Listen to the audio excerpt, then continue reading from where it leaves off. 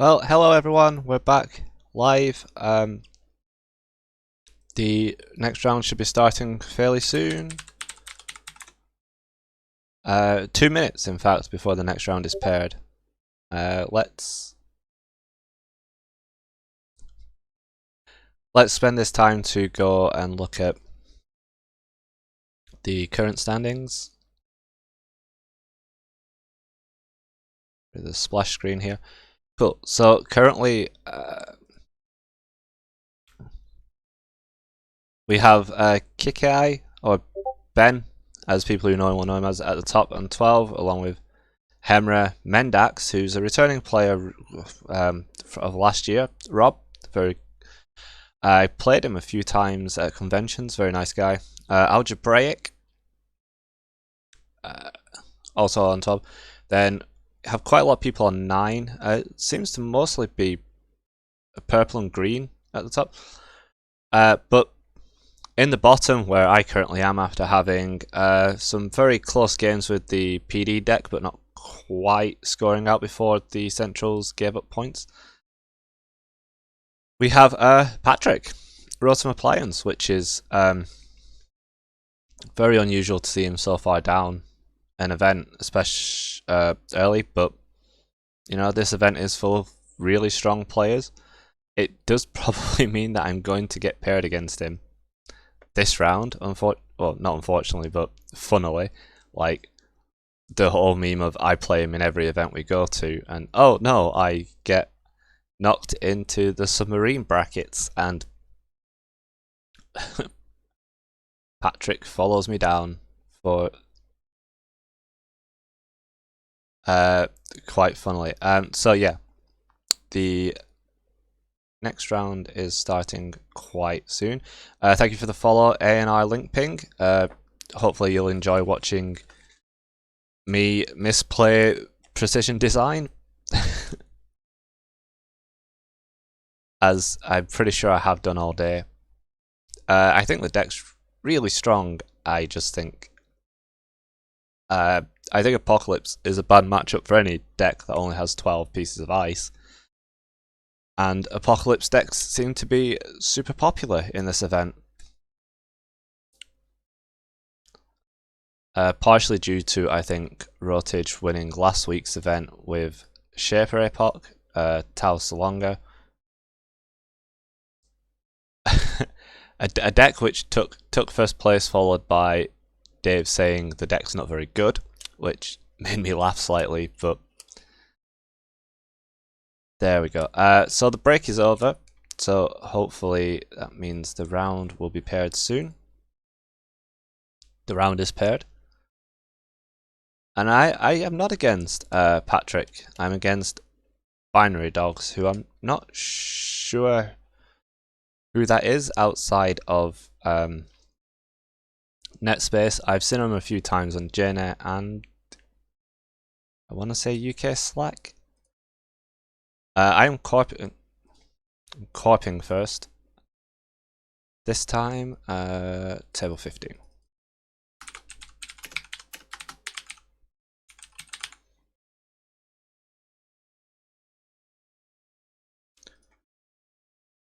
Cool, so let's go to JNet. Cool, as you can see, the graphic at the top, I have won one game with Steve, which was in round 1, and no games with the HB deck. The HB games have been very, very close, usually like the winning agenda being in the remote, ready to be seamless launched out, and a central giving the opponent the win. Which happens and is always a danger with running 40 card decks and not all 5/3s. The Steve games have felt fine. My Steve game against in round 2, just Diversion didn't want to appear at all, and Ginger City Grids got a bit away on the scoring remote for me, but without being able to also attack their money.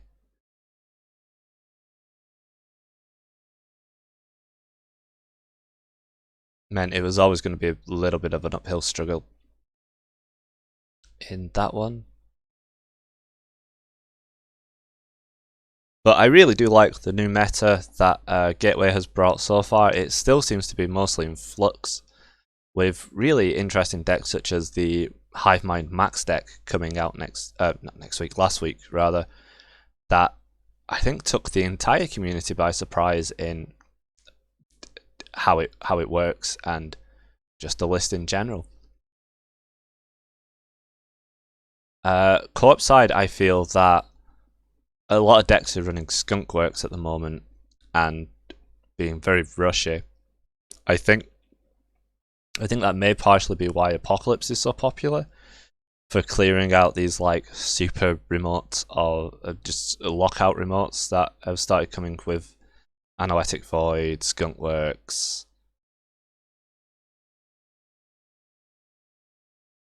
Currently waiting for my opponent still.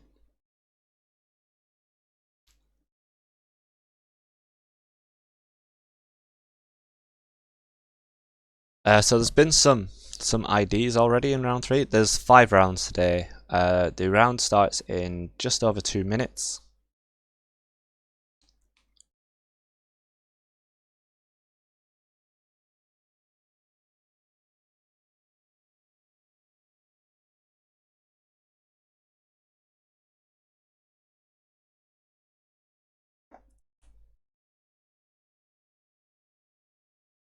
And hopefully we can watch me play bad Netrunner or good Netrunner. Netrunner. I think I might make the cut if I win every single game going forward. Not confident that's going to happen, but I am going to stream the cut whether I'm in it or not, and hopefully with some guest commentary. We had Ed last week, who I'm going to see if he's available again. Got a couple of people saying that they'd be willing to join. If Patrick doesn't make it, I might badger him to come on. It'll be good. But before that, we have 3 rounds.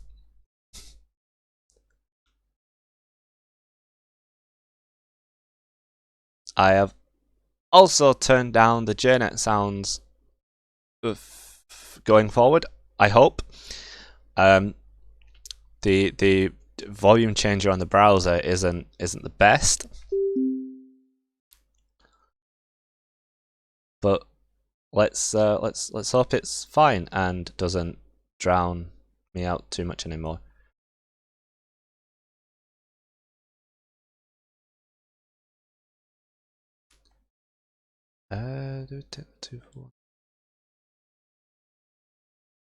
So we're being offered a 2-for-1. Like I said, we could take it now, then we'd have to 2-for-1 every round. I think I want to play 2 games for the stream more than anything.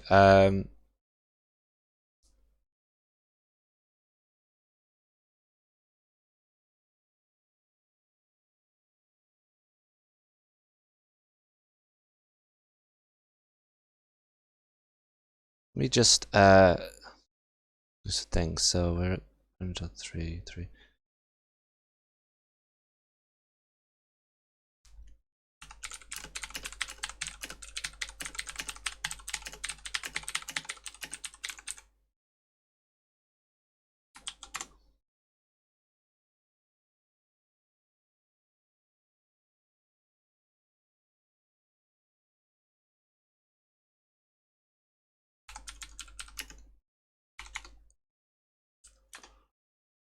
Okay, because like I said, I really don't think I can make the cut at the moment, so I may as well 2-for-1. Just have to make it official by telling the TO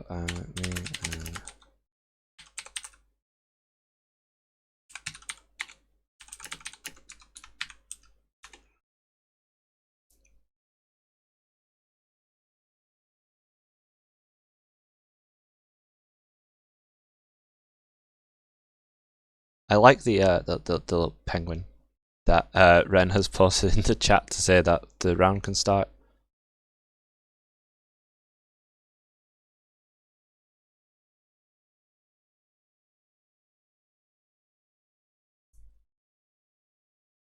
Okay, so we're playing Steve in the 2-for-1.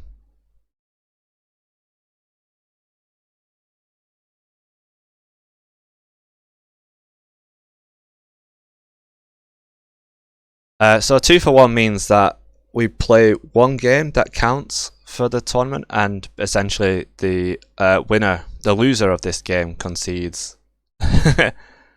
concedes the next game. It's mainly because we're so low down. A tie is going to stop someone making the cut. So the 2-for-1ing is just to make sure that we don't knock each other out. Normally I wouldn't do them so early in the thing, but they agreed to play a second game for stream, and I think I'd prefer to commentate the cut rather than playing it, if that's thing. Anyway, we keep this hand. It seems pretty strong against Arsa with Miss Bones.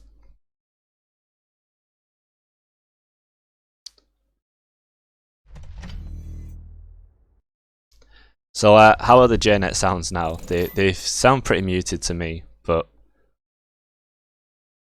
I didn't think they were that loud before. So the standard Arsa start of make a remote with an ice HQ and violet level. So I think we start with this Dan, draw 2 cards, gain 3. The unofficial alts are ones I made in the ONR style, and you get them unlocked if you donate to JNet. This is diversion of funds, and this is daily casts.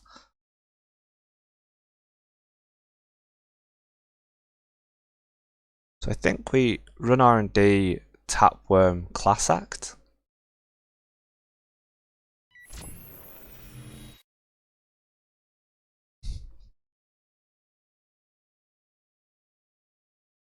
I want to trash that, but I think we wait till Miss Bones comes out. I'm gonna so eat those words when it gets iced, but yeah.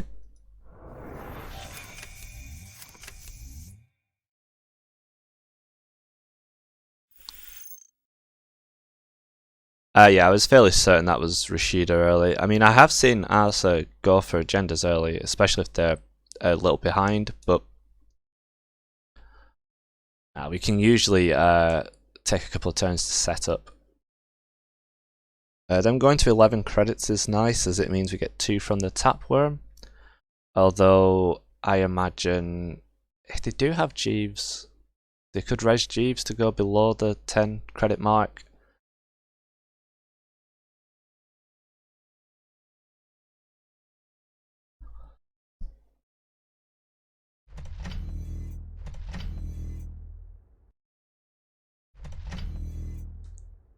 Is this going to be a fully operational for 6 credits?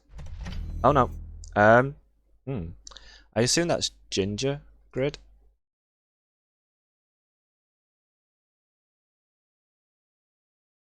Okay, so I think we do Dan to find a boomerang. That could also be Chrysium. Chrysium would be bad. I feel really bad, but I think I dropped the Penny Shaver here. Gain 3 creds.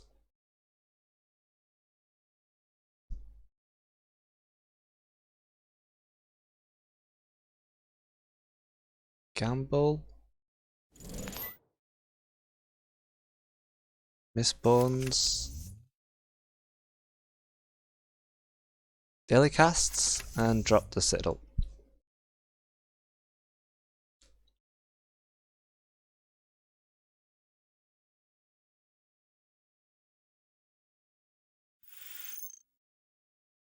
Okay, so I'm fairly certain what's in server 1 is Jeeves, and I kind of expect maybe Jeeves purge action. Oh, maybe not with 9 cards in hand.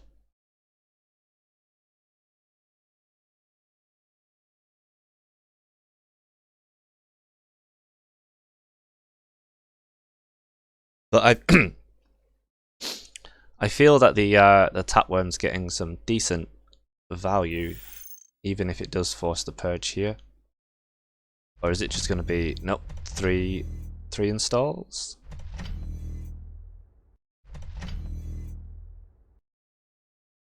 into violet level.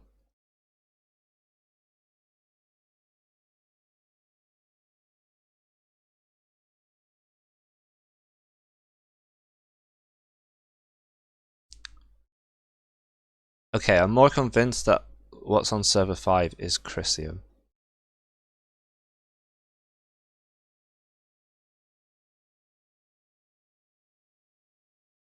So I think...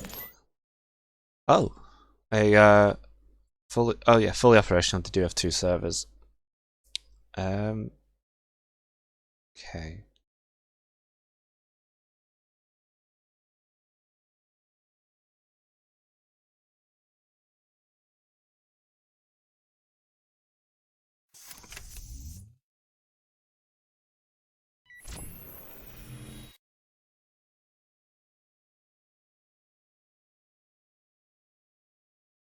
So I'm probably going to lose the... Oh, it's Skunkworks. Yeah, that's fine.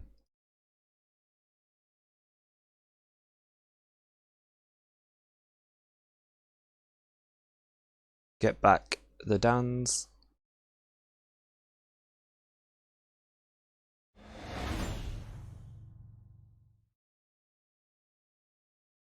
Taking the Luminal feels quite big. Because that's a... I mean, well, it's a limit 1 per deck thing as well. So I think I'm still slightly poor to play this and divert. Because I need, what, 10 credits? Although, if they don't purge the Tapworm...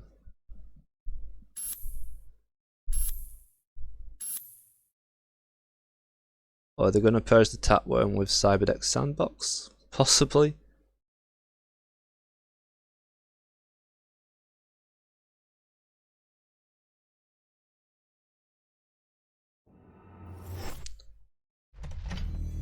Oh.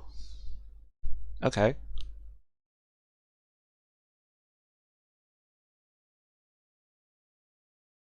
So that does seem sort of risky from them. So we will use this to draw 2 cards.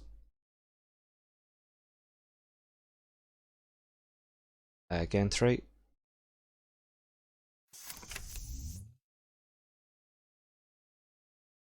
And we will divert.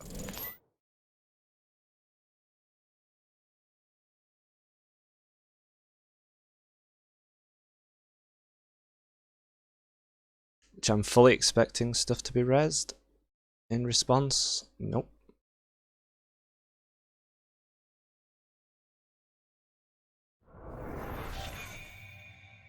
Which makes me think that server 2 is possibly... Well, I think an agenda, okay. So they're probably going to click 4 times with Jeeves' campaign. Oh! Or that. That was a lot of credits gained with fully up.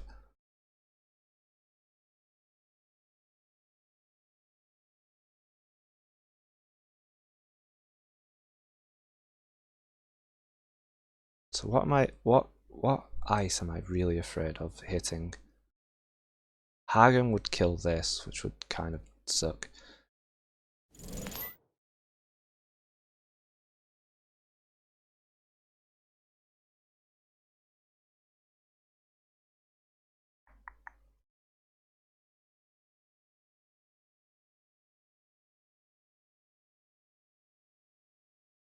Okay, I think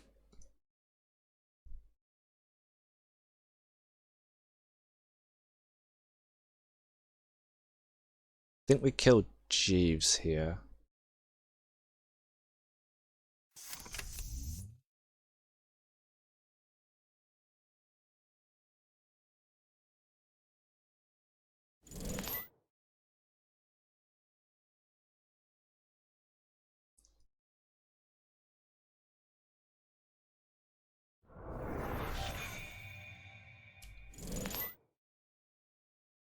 And unfortunately probably let them have what I assume is another Vetuvius.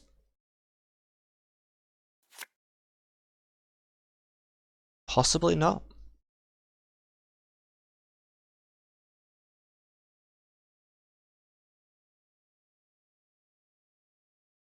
So I'm hoping to get a headlock thing going on.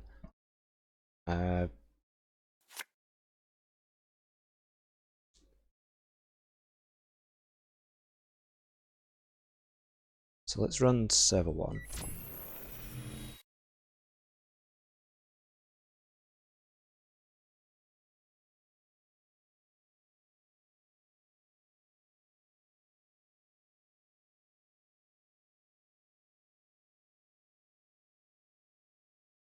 Sure, and get rid of Marilyn.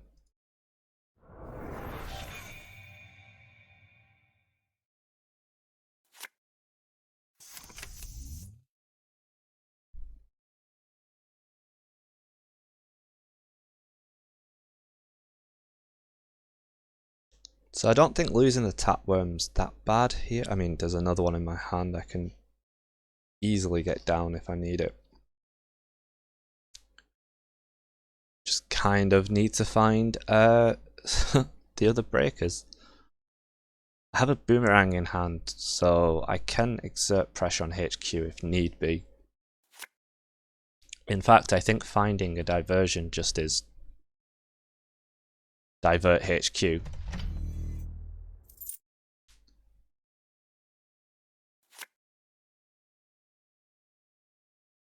Okay. So let's draw 2 cards here. Expose the ice here. It's a drafter. Okay. We'll go check server 1.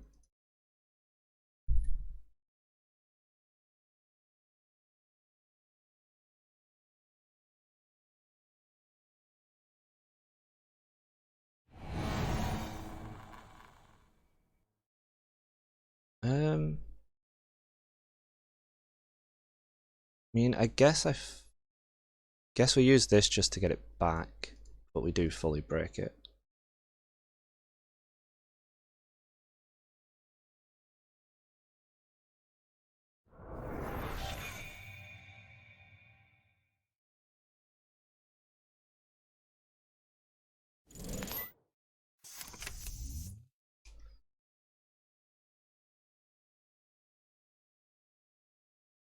Well, they seem fairly poor, but like the fully ops, there's 2 in the bin.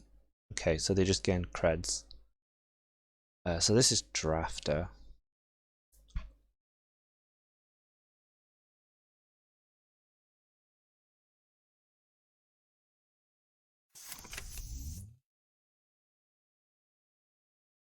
So I think we do grab one of these back.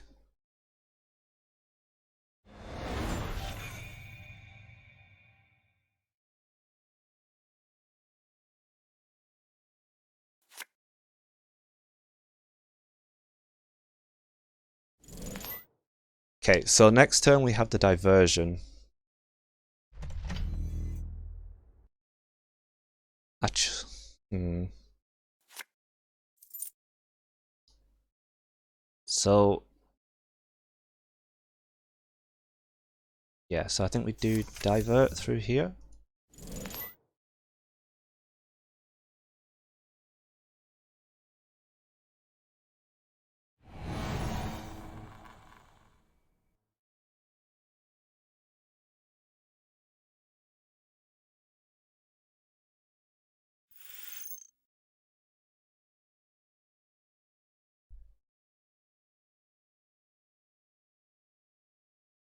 Okay.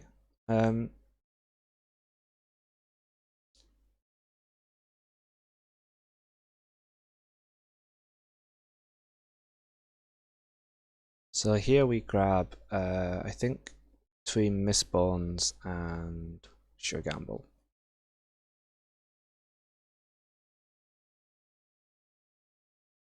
Gonna access cards.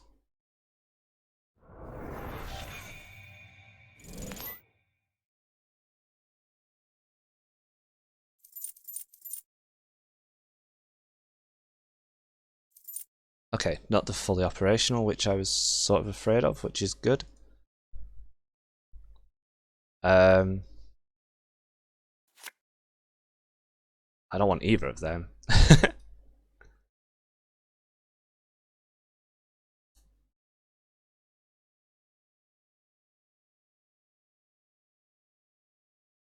get back Bravado or Dan.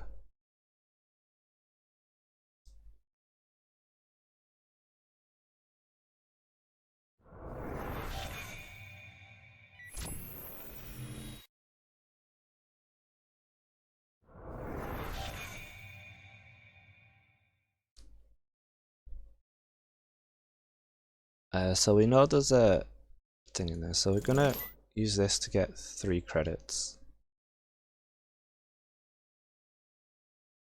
Expose this, which is slot machine, which we currently don't want to run through. So we'll go check archives.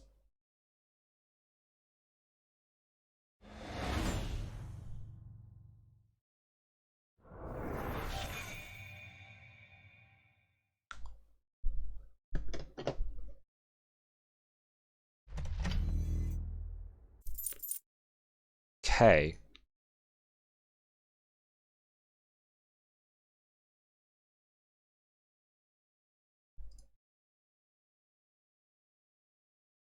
So I think we grab it's the 2 diversions. Oh.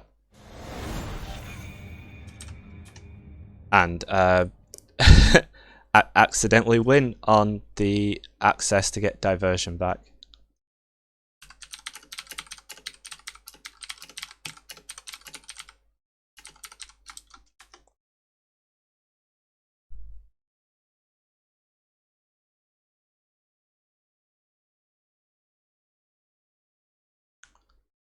Cool. So that was a 2. I was copying you.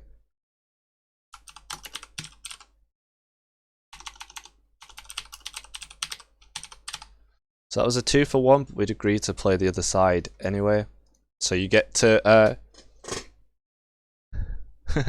so you get to see me misplay this HB deck.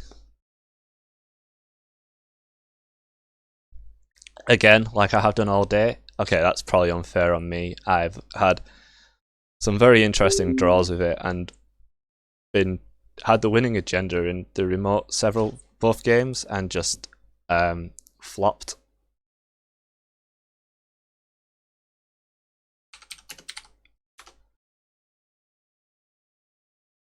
Okay, so this is Tau. I think I just assume every Tau at the moment is the Apocalypse Tau. So I think we cover R&D, hedge, fight level, and drop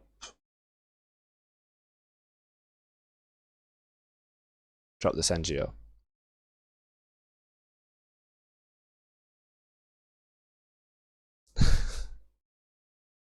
Hi Jessica and hi Sanjay.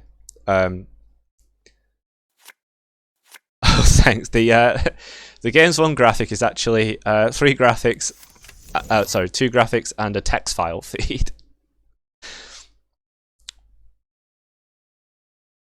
But I realised I did it for part 2 last time and should probably have had it all the way through. So place that. Place that.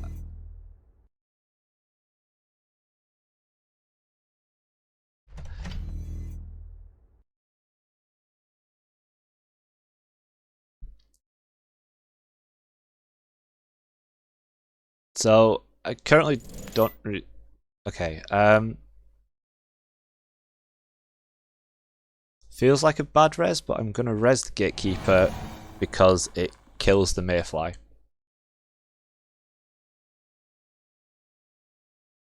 We will res the Skunkworks to tax them as well.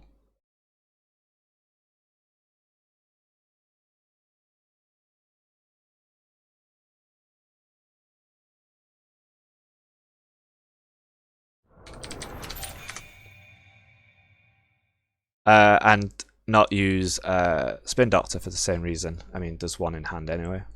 So I think this is Rashida. Very worried about getting apocalypsed. However, build your own siphon. Yeah. I think Skunkworks is possibly a bit over the curve. It's very taxing.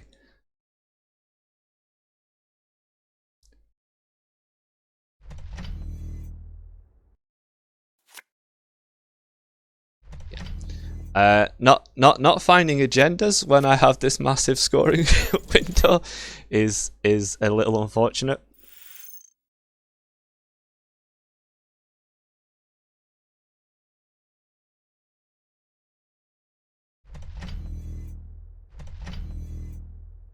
So this actually isn't that safe because that's Lacosta and not Skunkworks.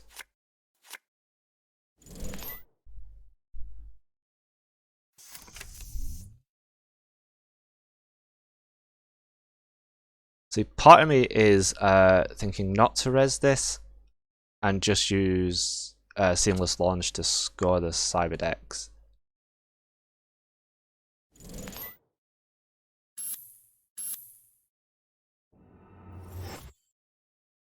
Grab the Seamless Launch back and purge.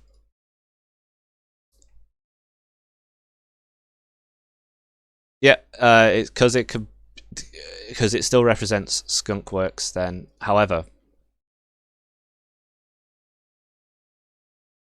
Tau moving the Gatekeeper to R&D is slightly scary as it can just be so easily walked through. I do think we put the border control on R&D here. Actually, I think we go this on server 1 and then the border control on R&D. So we don't get apocalypsed. Yeah, that is the verb to be hit by apocalypse. Having 20 credits means that they have 5 clicks, which actually means border control doesn't quite stop the apocalypse anymore.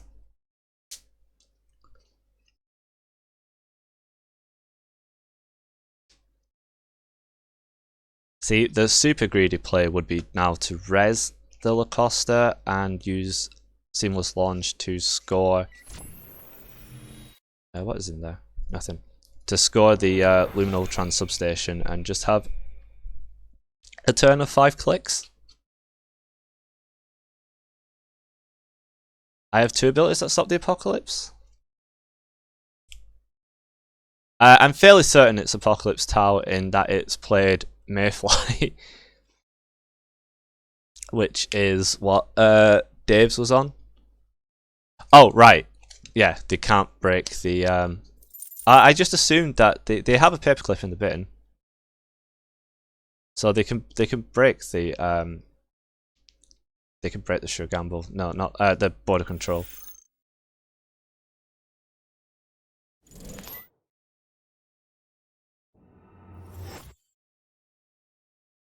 Okay, so we are being super greedy here. So we'll get this. I don't think they swapped any eyes.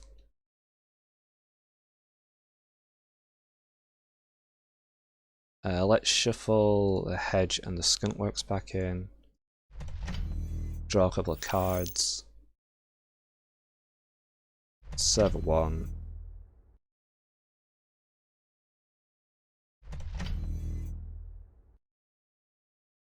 On our archives.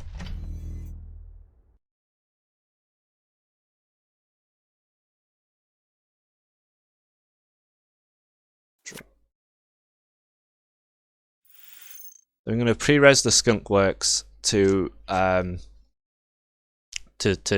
stop the extra click from Beth, so that I can actually stop the Apocalypse run turn with the border control.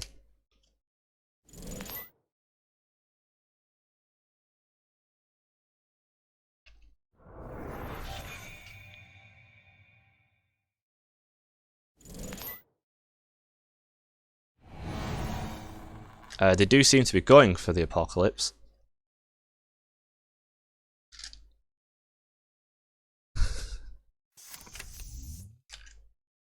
What? My turn was rude.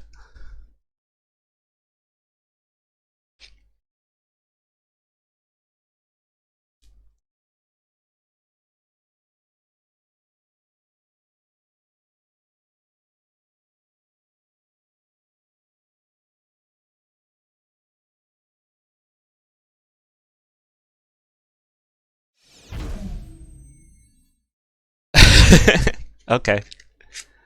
Well, they've let the gatekeeper end the run.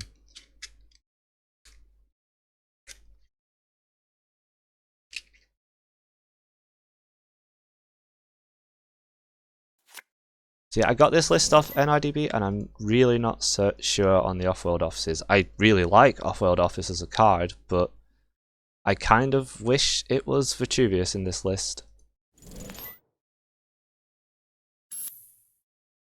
Anyway, we'll score this, get 7 creds, and get a seamless launch back.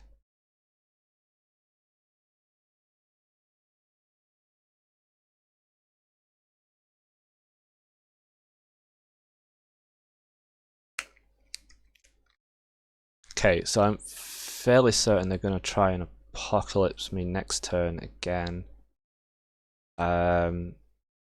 So I think I put this on R&D and bluff it as Skunkworks.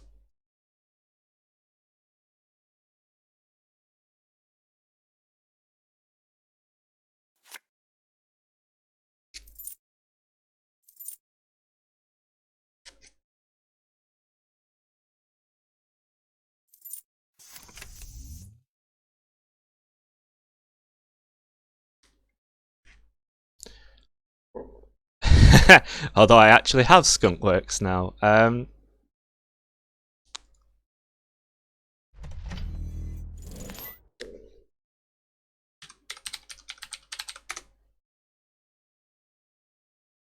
Purple cards all look the same.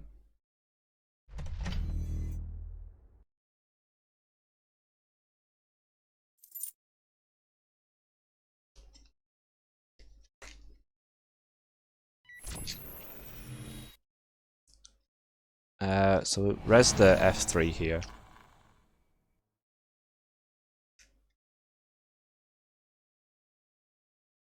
We 2 for 1 this round and 1 with Steve. This is currently a game for fun, Dana, and it's going alright. This is an incredible bluff, probably.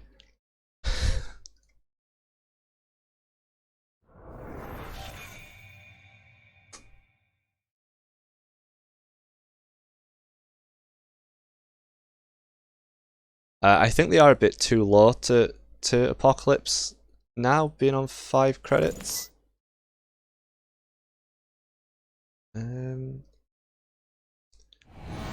This one I should be able to tax out.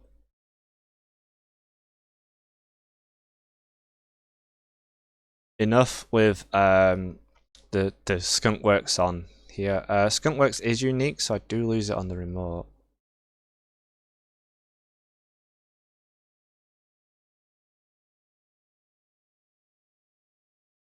Is it worth rezzing? So rezzing definitely stops the apocalypse, but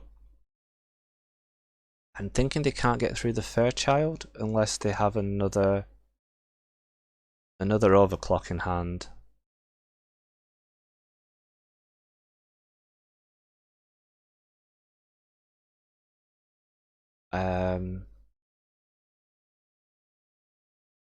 This is a 5-click turn they've had.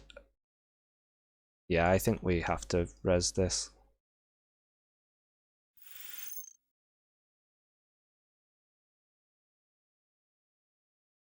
It's only a fun game, so like it's not like an event game, but yeah, probably shouldn't give streamers advice whilst they're streaming, just as a rule of thumb. I do try not to read the chat before when I'm making decisions.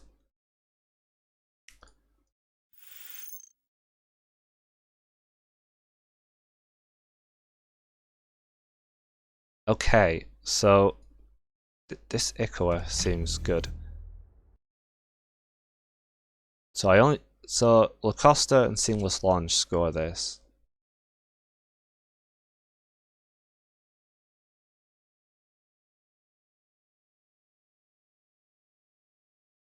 I think we put this here, then hedge.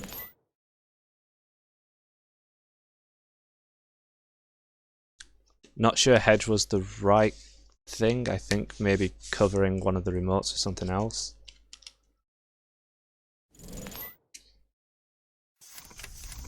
Okay. Yeah.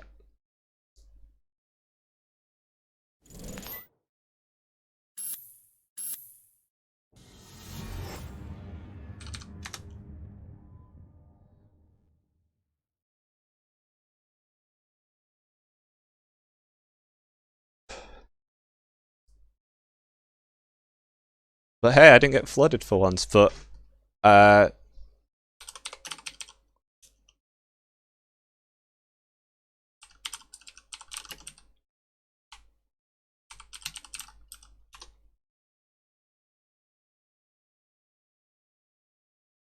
cool. Yeah, I think stopping the APOC was pretty imperative in that matchup. That is 3 of my opponents all on APOC, which is fun. It shows that that the meta has responded to low ice decks by blowing everything up. Also, I slightly blame Rotage, who's currently in chat, for how many Shapers are on APOC. I know there's a lot in the event that is also on APOC. I probably should have made Steve APOC just to carry on this theme, but yeah. So there's about 30 minutes of the round left, I believe. Yep. Because I'm currently still in the Swiss and can still make the cut, I'm not comfortable watching other people's games. So let's just chat, I suppose. How is everyone in chat doing today? And yes, that is Ian, Jessica. You are correct.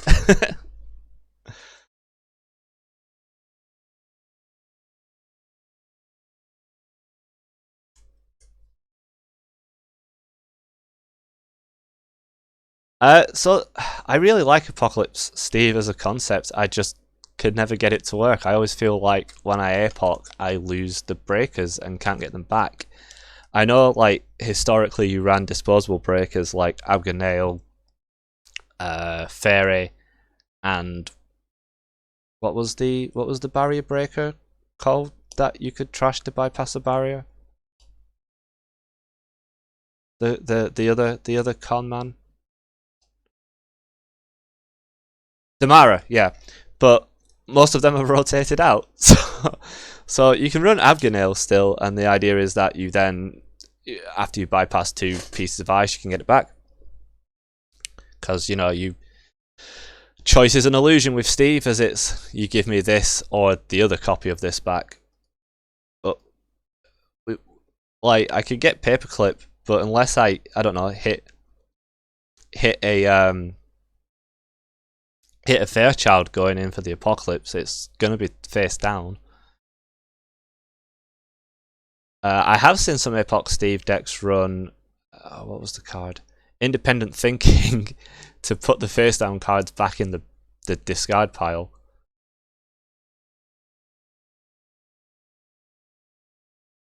And now I can imagine everyone in chat using the Jeeves command in Discord to look up Independent Thinking. It's a 1-cost Adam card of trash up to 5 installed cards, draw a card for each one trashed this way, or draw 2 for each card trashed this way if at least 1 directive was trashed. Yeah, it is just 1 inf.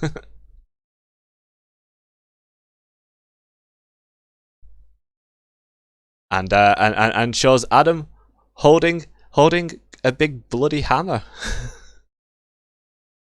And that's not me being British and using British slang. That is the hammer is covered in blood.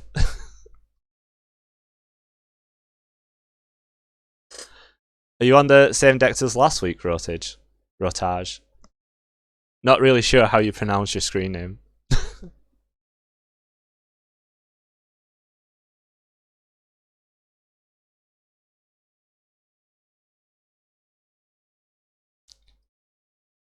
Anyway, let's so if any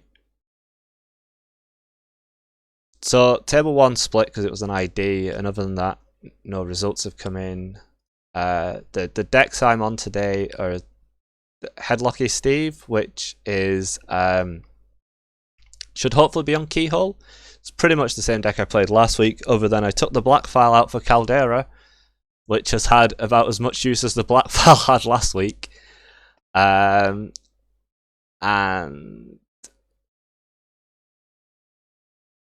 I'm on the PD deck that Lost Geek and Pinzel were playing last weekend.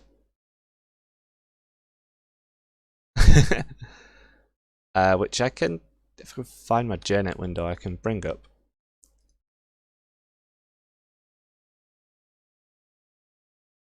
Which is just this. Also, for this event, I tested the deck Rotage was on last week, the Send a Message outfit, which I really liked, but also found that people started getting more wise to the stuff it does. Although I did use reversed accounts to take 1 credit off someone to win the game to stop them using Peace in Our Time to be able to get enough credits to find misdirection and clear the tags. That felt rather rude.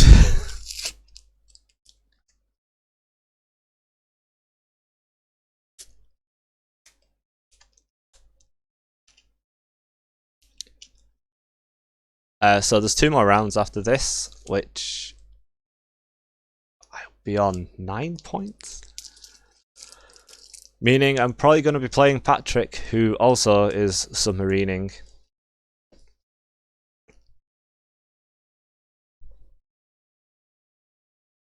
Which is fun. Like, Pat, a member of my local meta, and the person who designed the card Ansel 1.0. It's sort of an in-joke that we seem to play each other every tournament we ever travel to. Including Nationals 2018, when he was my round 2 opponent after my round 1 bye.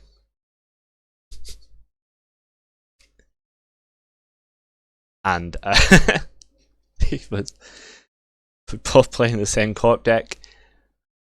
My corp vomited agendas everywhere. His corp, we saw 1 agenda card in 42 minutes. And he got a timed win.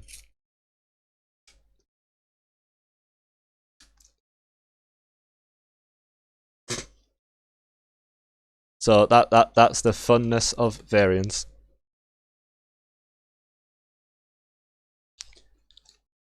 I think the most surreal thing of that Nationals 2018 was my last round opponent was playing my decks that I'd won a regionals with the week before. It's just odd to see someone have playing my decks down to the cerebral static I put in. So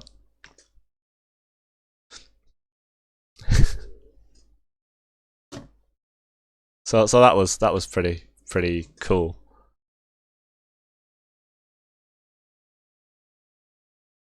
Yeah, so cerebral static because it was Mitty, and everyone was on employee strike back then, and it also ran 3 Newshounds. So cerebral static was the 4th current in the deck after scarcity of resources, which was mainly to keep Newshound having an end the run and to get rid of employee strike. But yeah, there was some fun stories with that cerebral static, such as playing cerebral static against Sunny to get rid of employee strike when I couldn't find any other way of doing it. Playing cerebral static against Adam to get an end the run on Newshound so I could push the winning agenda. Playing cerebral static against Max in that regional I won which completely shut the deck down. And they just spent all game looking for their countercurrent whilst I scored out. But I don't think Cerebral Static was ever used as a, oh, your ability is blanked very often, as a, I have an end the run. That happened with Ian as well, I think, when he won an event and Andre played his deck on stream and could not work out how it worked and lost every game.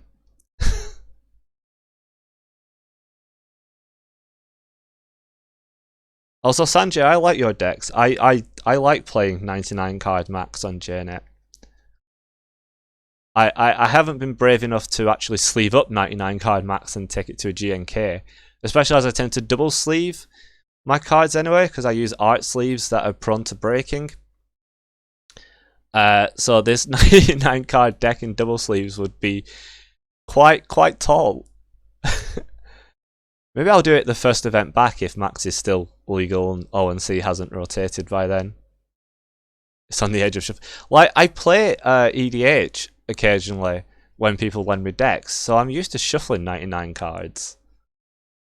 But yeah, just a regular commander deck. It's just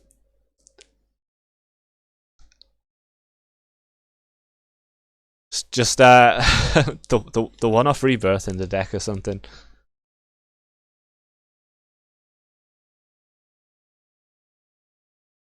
EDH is fun, even if my friends hate me playing EDH, because I'm currently playing a Tybalt Cosmic Imposter control deck, which is apparently not fun to play into.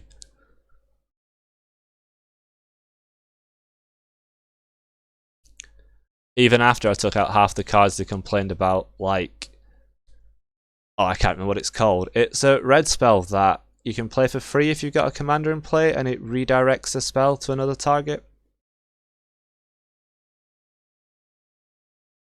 My play group was not happy that card was in my deck.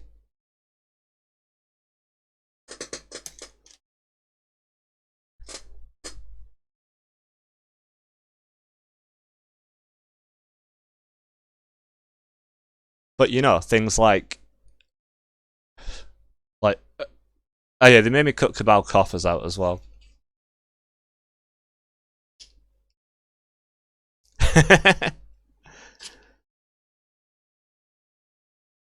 This is where I realise I play far too many card games in my time.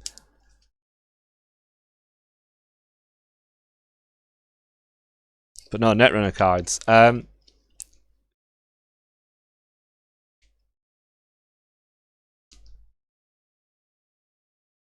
Yeah, I'd watch a winning agenda on the on EDH.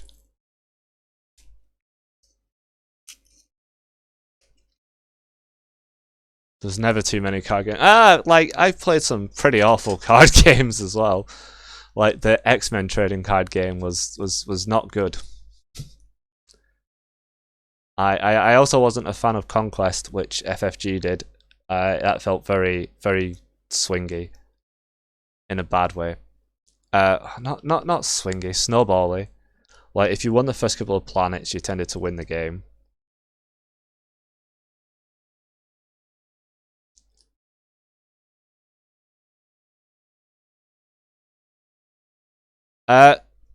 What, the X-Men game? No, it wasn't VS system. It was just X-Men, the trading card game. This was before VS. We're talking about, like, I'd only been playing Magic a couple of years when I found it, so probably 2001. Put it this way, I got several starter decks I found in a pound shop because they hadn't sold where they were and had been sold off to Poundland retailers.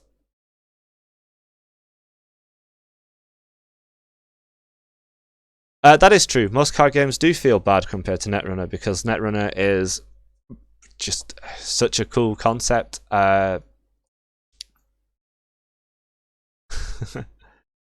And yeah, it just feels really polished. And also, it's not a dude basher, which a lot of card games are, of all like boils down to stat-based combats. The trading in Netrunner feels very more abstract of, well, um, playing the odds and deciding if it's worth the cost to check that server or take that single access. It was actually made because Richard Garfield wanted more bluffing in Magic but couldn't work out how to do it. So he designed another game.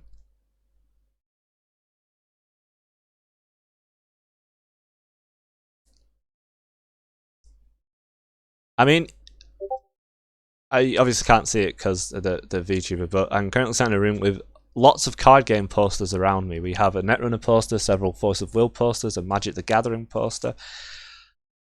I I have played card games since I was 13, and no, earlier than that, since I was 12 when I first bought a booster pack of the base set of Pokemon because I liked the cartoon, and have never stopped playing card games since.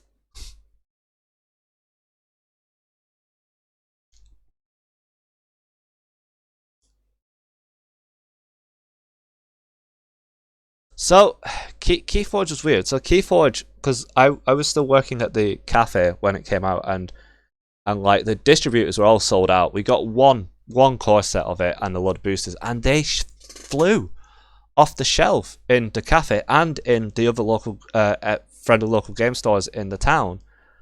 But nobody played in the OP that we had going for it.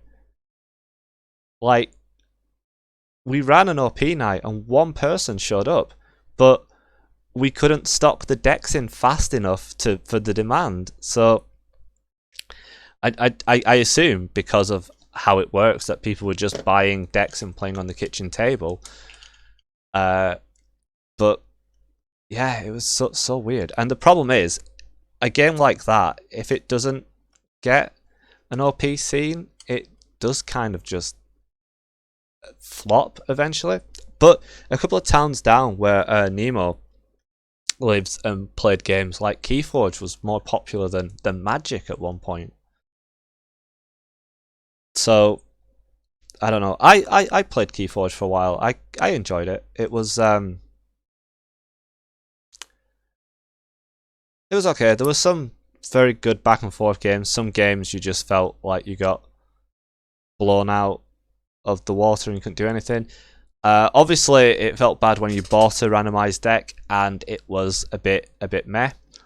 But sort of the thing, it's sort of like what happens when you turn booster magic into a game.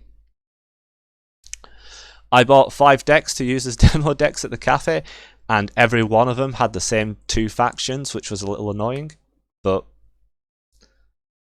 yeah, what can you do? I think I actually traded one of those away for a store championship ticket last year because I didn't play Keyforge anymore, and the deck was actually really good.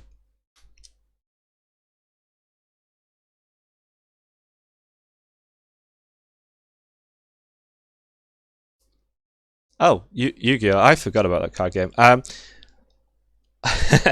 actually have a Yu-Gi-Oh card on my desk for some random reason, in a wallet with a train ticket. Trains were things back in the day which would use to visit people in person. It was such the forgotten technology now.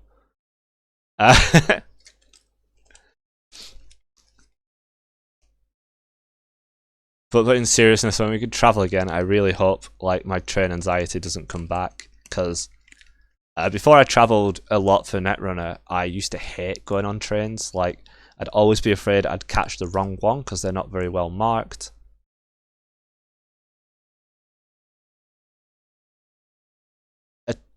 Are you making fun of my accent? As for my D&D game where I play the rogue, I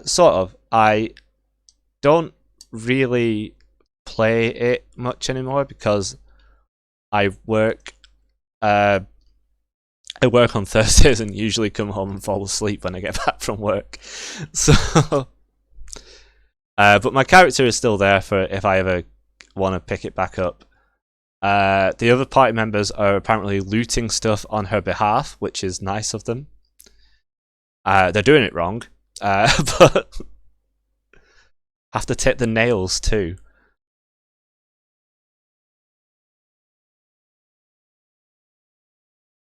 Cool. Let's have a quick. Oh, I see. Okay. Yeah. But yeah, as I was saying, like trains, I never felt they were very well marked, and was always worried I'd get on the wrong one, and it was quite anxiety inducing until I started catching them regularly to go to Netrunner events. Although it didn't help once when, after being at a convention demoing another card game, the train we got on was the correct train, but was mislabeled to go somewhere in Wales, and me and my friend who were on the train panicked quite badly, as according to the train's information on the inside, it was going 120 miles in the wrong direction before it stopped. But no, they just didn't update the marquee in the train for some reason.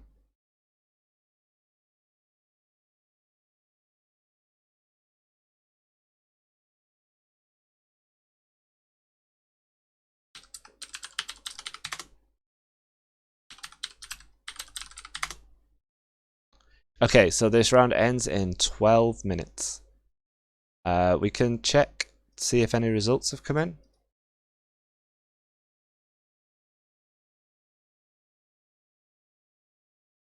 So my results come in. That's good because I forgot to report it. Swifty won both of his games. Motion Blur both of his. Oh, Rotage swept Paulie G.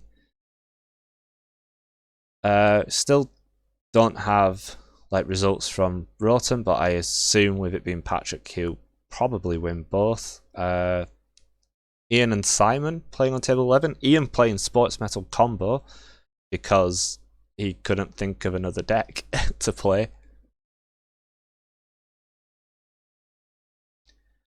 It's nice. I think she would have won all the loot. Oh, so yeah, when I took the train through the English Channel when I went to World in 2019, like it was literally just a tunnel, and then suddenly my phone goes, "Welcome to France. You're on roaming data," and it's like, oh, that was fast, and that was fast. We were actually planning to play Netrunner on the train going down the channel, but the tables they gave us were like these really tiny, thin tables that we could barely play like a game of Love Letter on. We joked it'd be good if we could, like if we play an asset spam because the tables were quite long as well. But yeah, if you put like they were about wide enough for a server and ice, if you don't mind the ice leaning over the other end of the table.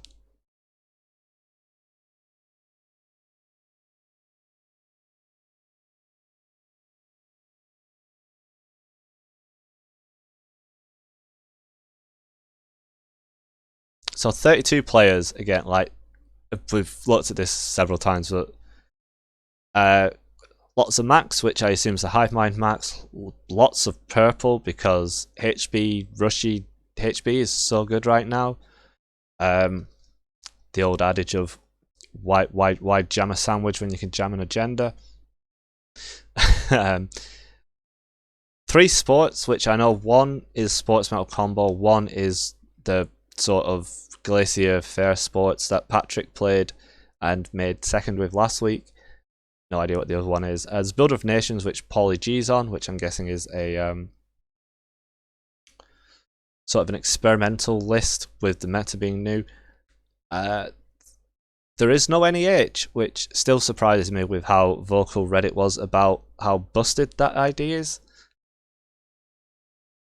But I really think that so there are 4 Jinteki. There's 2 Restoring Humanities, 1 Agifusion, and 1 Polana. But but I just think like a lot of Apocalypse has shown up, which Jinteki is fine against, I guess, but Jinteki struggles against the Hive Mind Max deck if you don't get a decent enough start and they get a good start. No Argus, yeah. I haven't seen Argus since Data Raven rotated because Funhouse isn't Data Raven, despite it stopping Jesminda doing anything.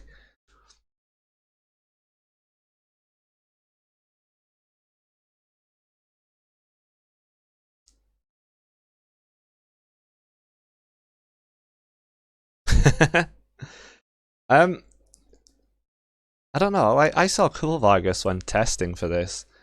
I just think without Raven, it doesn't feel good. Yeah. So I really don't think it's the 5 credits that's the problem. I think it's the fact that it's a code gate in a faction that has a sort of critical mass. Sorry, it's a code gate, and you're importing it into Argus, which is Wayland, which is the faction with a critical mass of good code gates. Whereas before it was like, hey, it's a sentry, it's the only sentry you've run in Argus, possibly Surveyor. But I think with Tau Salonga and Botulus, like Surveyor's a bit not as good as it used to be. But yeah, like Hortum, Ashfar, Mausolus are all green and all see play in Argus. Like, do you really want to put in another code gate because it has Data Raven's ability? Because then you're just telling them, oh, just install your decoder and everything's fine.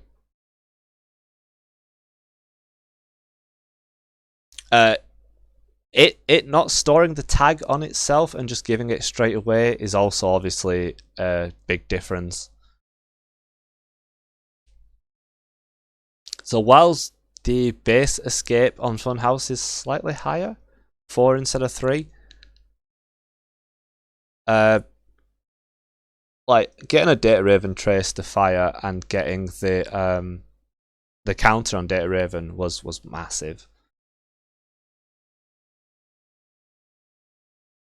Like quite often it was, oh, you're going to be tagged at some point, and a lot of runners would just then float tags anyway, or maybe not straight away, but yeah.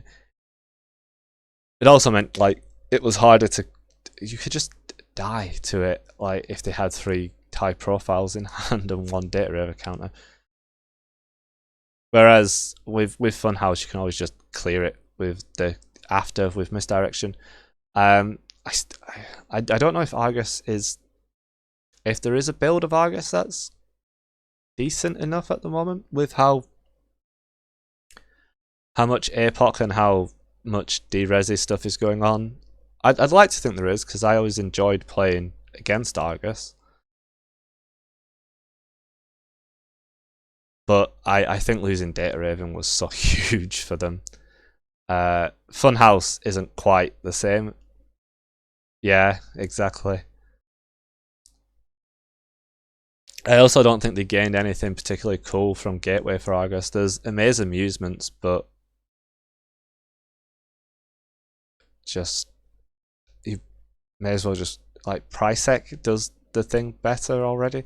The best new ID, probably Precision Design for the Corp, because the ability to get a archived memories trigger whenever you score is absolutely bananas, and the fact that you have +1 hand size as well for some reason is just really just seems to be a little extra cherry on top that they really didn't need. For runner, I think it's Tau. As I've said before, the ability to change where ice is deceptively strong. It really hurts positional ice like Surveyor, Palisade, Ashfar. And as we've seen through like Rotage's game last week and most of my opponents today, that it really helps set up things like Apocalypse by just moving the troublesome ice onto the remote, which you're going to ignore.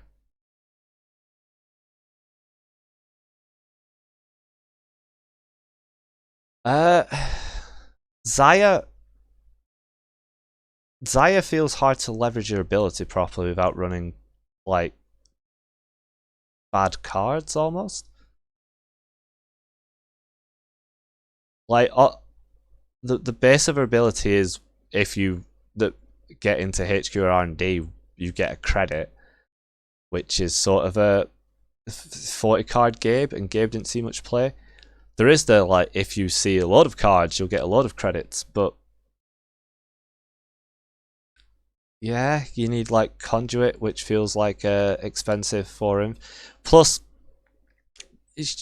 like she's being meted up against crims such as Steve, who just gives really good value with how much stuff you can recur, like money from the money or pressure from archives, and 419, who is just well annoying mainly.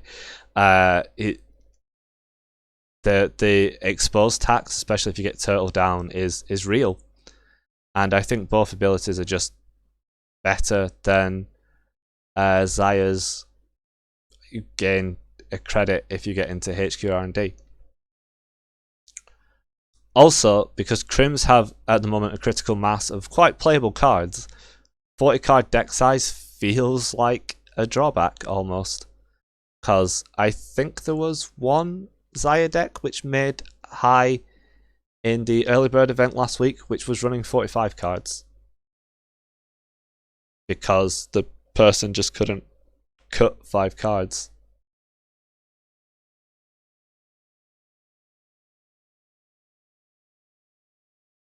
If 419 and Steve are 2 and 3, who's the top one?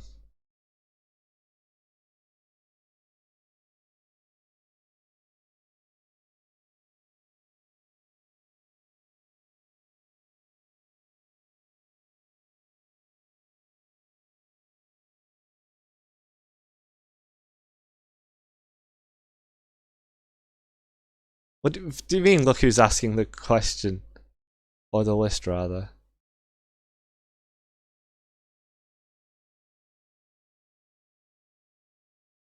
What? I'm so confused. Oh, of course, yeah. I forgot as was a card. I mean, yeah, as is strong with prepaid. I ran a prepaid as deck for a while with Salvage Memories. Um, and I think as is almost good enough to be played now. I mean, definitely good enough to be played, Jessica.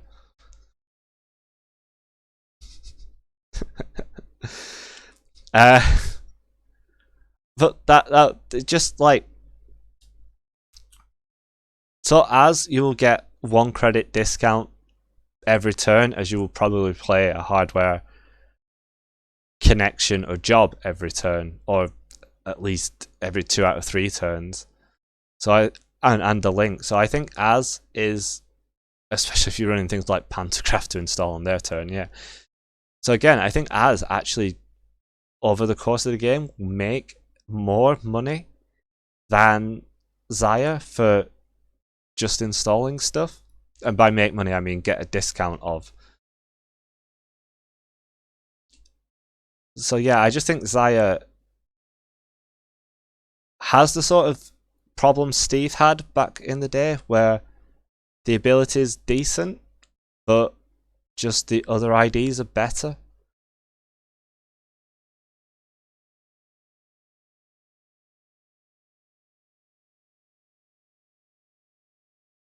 Anyway, the round 3 just officially ended, and all the results are in.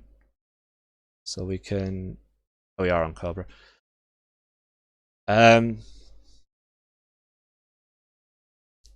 Yeah, Rotom did win both games. Chris Ferg winning both games. Swifty winning both games. Rotage winning both games. Not many splits, but I'm guessing a lot of 3-for-1s. No, 2-for-1s.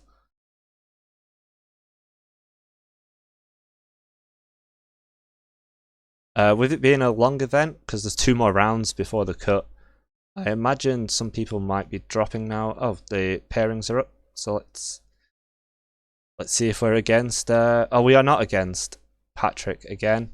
We're against Piotr Miller, who I believe is Terence from, well, near me actually. I think Manchester. If it is who I think it is, I've played him a few times IRL, and he's a nice guy. He's playing sports. I really hope it's not sports combo.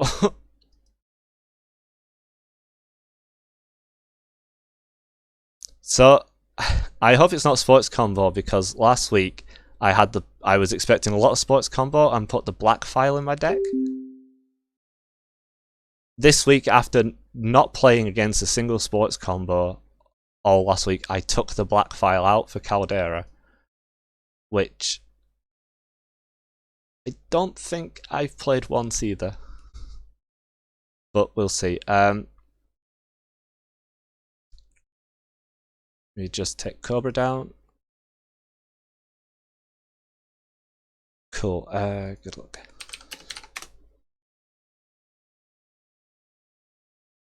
So my plan against sports, if it is sports combo, I guess, is to hope to steal a couple of Vashrons early, let them tick down, and then sweep places with the turning wheel. I don't want to get to 3 agendas, because that 3 agendas is a bit iffy for Game Changer. 4 agendas is definitely like danger zone for Game Changer. I think this is keepable because of the money in it. I also have to be wary of them just sneaking out agendas on the table and just winning from inactivity. So there's sort of a strange balancing act against Spombo of, I don't want to let them score, but I also don't want to score. Historically, I would probably put in what's it called? Not Game Changer. That's the card I want to trash. Data Dealer, to just sell the agendas so they can never trigger a big Game Changer, and I'll just take and sell any agenda I find. So eventually they deck out.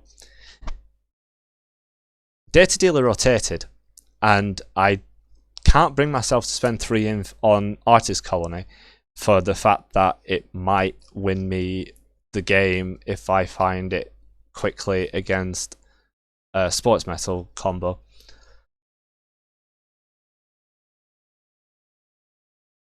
The idea of the black file was you still steal agendas quite quickly, and when you know that you have enough that they can game change out a win, you drop the black file, and those 2 turns it buys you. Yeah, it's 2 turns because it dies on 3, so 2 extra turns. Those 2 extra turns it buys you are usually enough to either let the Vashrons tick down, so they're worth points, or just to find the other points. There is a thing where, because the Vashron is their trigger, if the black file and Vashron would both lose, gain their critical mass of counters at the same time, the black file goes first.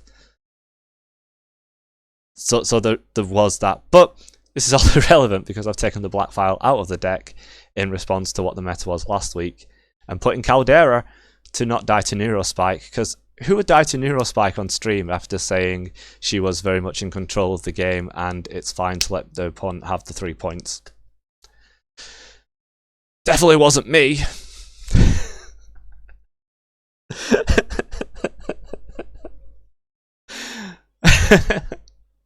That was that was so eating my own words.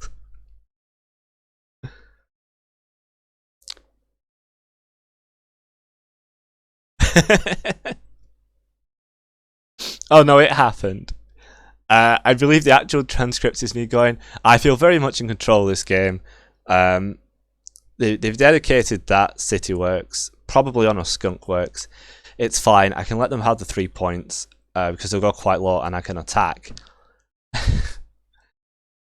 They score it resin Malapert to grab Neurospike and double Neurospike me, and when that happened, I'm like, oh, I guess I just lose because I forgot Neurospike was a card.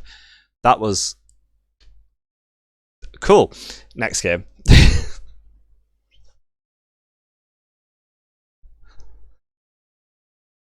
The moral, the funny thing is, I was playing that Neurospike deck like a couple of days before the event, and just I must have had such a traumatic game with it that I just blanked that Neurospike was a card. Or I was just tired because it was like 11:30 a.m. on Saturday morning. Like, who's really awake at that point?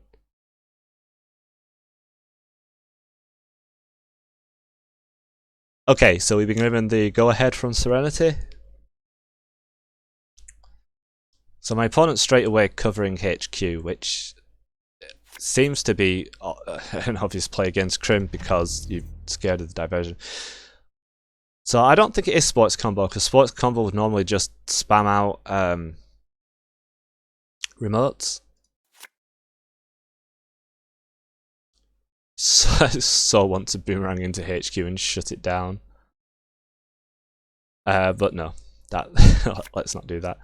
I think we just grab money here.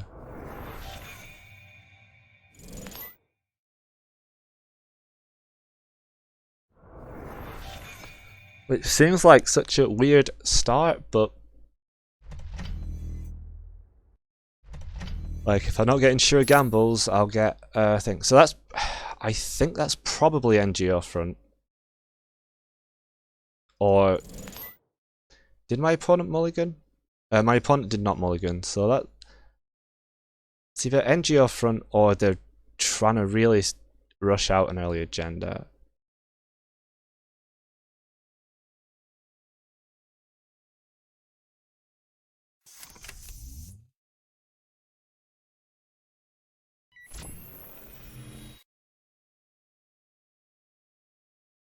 Okay, so we'll get both of these dirty laundries back. Ha!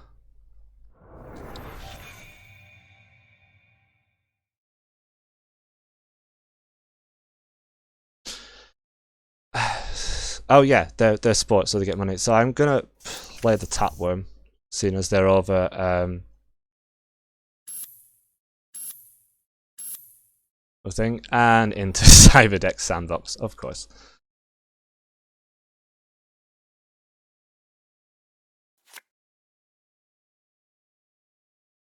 Let's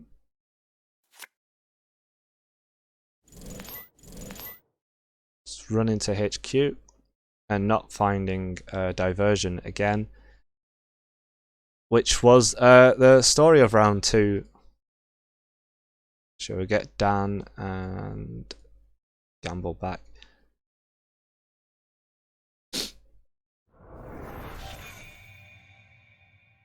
Because I'm slightly reluctant to get Tapworm back.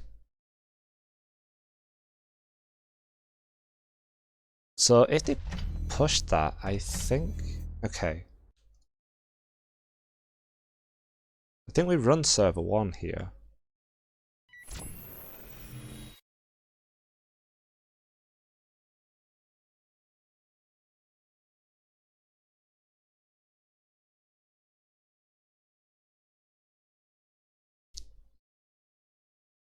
I assume this is Skunkworks and an agenda. No further action.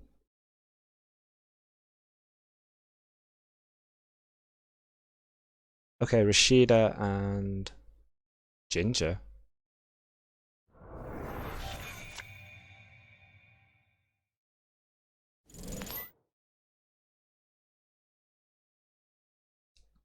And then, yeah, divert.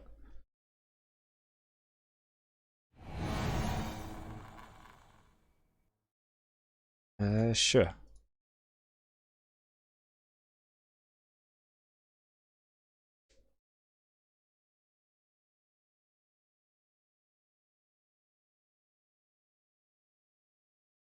I think I just don't get anything back here.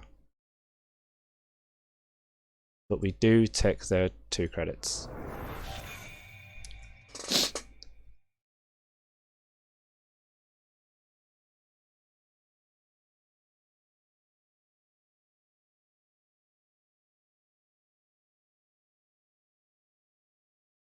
Okay, I can happily say it's not sports combo, which means that only Ian is on sports combo for some reason.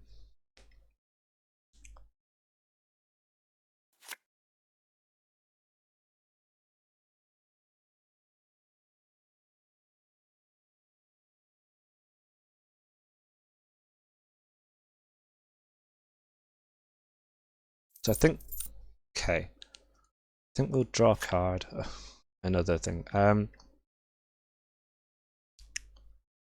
Play wheel, laundry, R&D.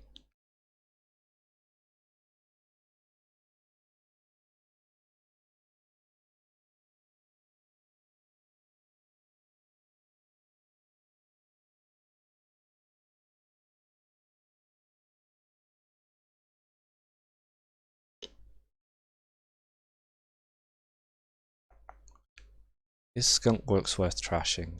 Yes. Draw.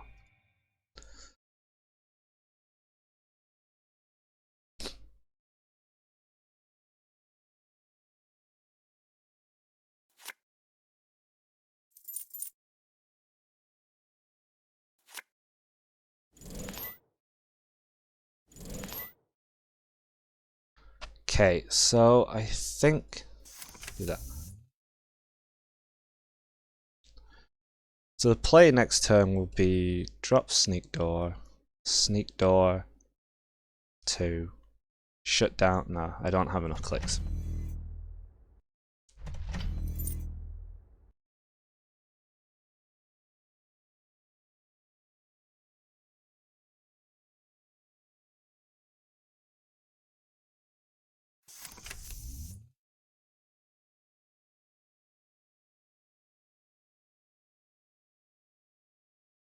So I think this is probably Rashida, which I'm just going to have to let them have.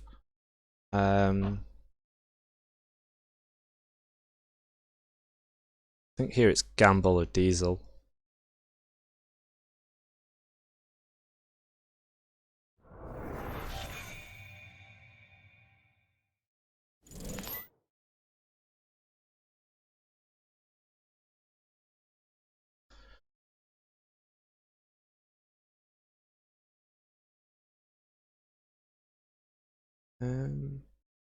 Yeah. Dropping the class act seems but can't hold all these cards at the moment.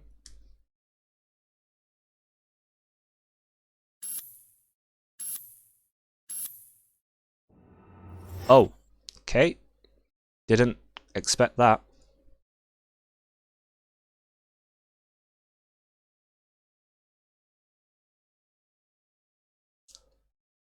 So I think we run into hand. Get 2 dirty laundries.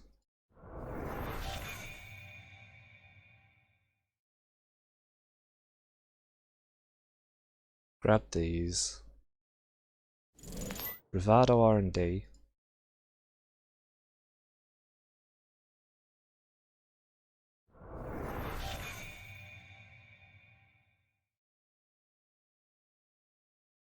And then just look at the hand again.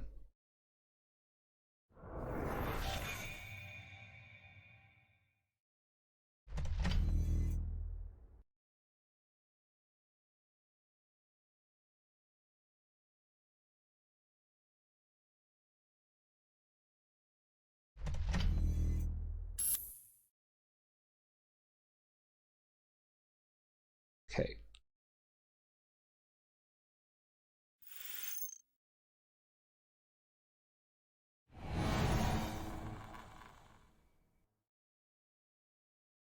So what did they get back?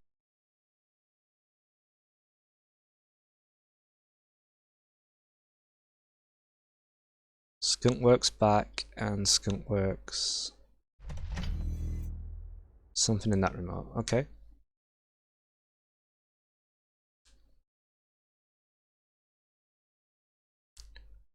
Guess class actor Diesel.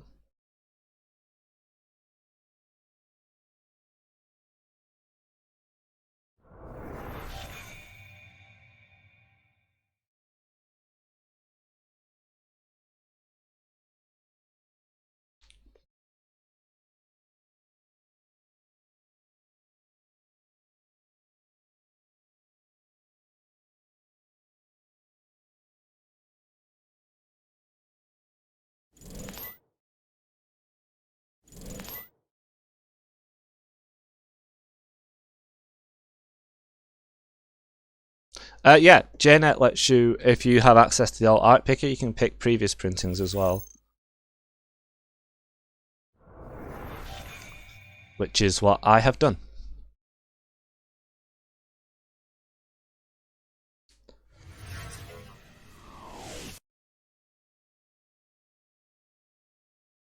See, that purge seems really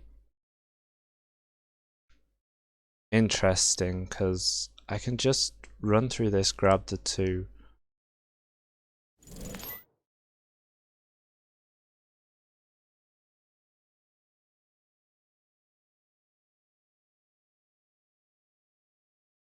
Grab two diversions.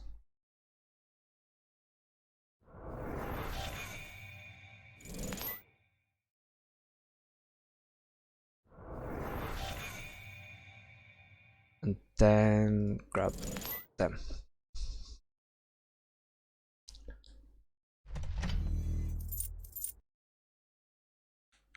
Okay.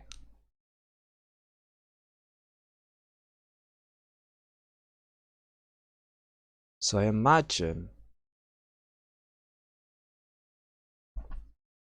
server 1 should probably get checked. What's in here? So I can get bravado laundry.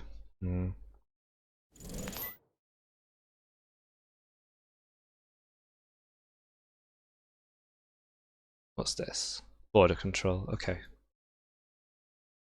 Let's go into HQ.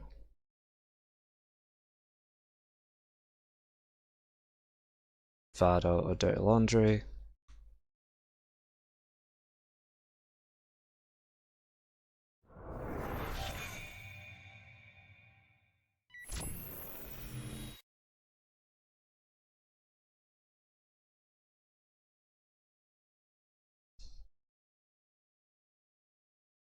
Yeah, we'll spend 5 for that and access.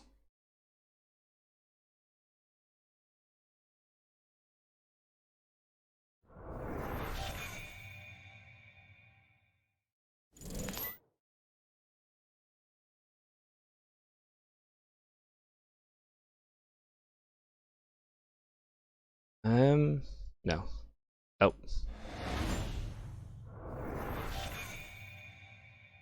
Kinda don't think I wanted to steal that. Gatekeeper's 3 to res.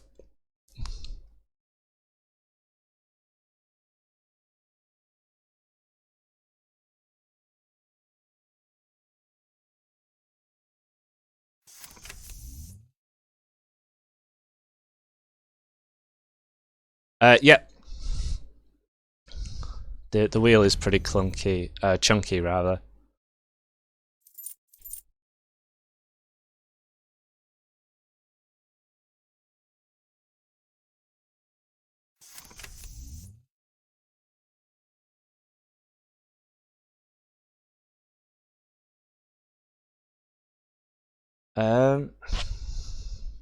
Do I sweep the hand here?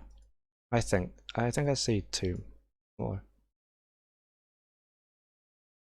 I get back Dan or Diesel.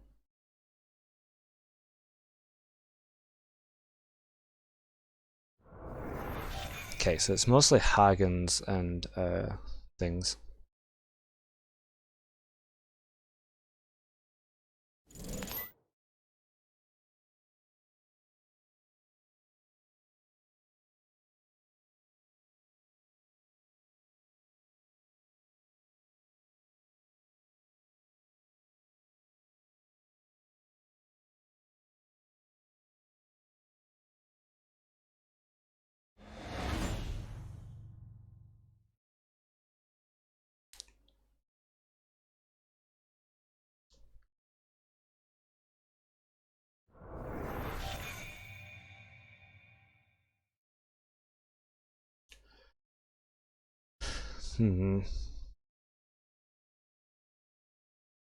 So R&D's dead. Pretty sure HQ's dead. What did they do? They gained 2 credits.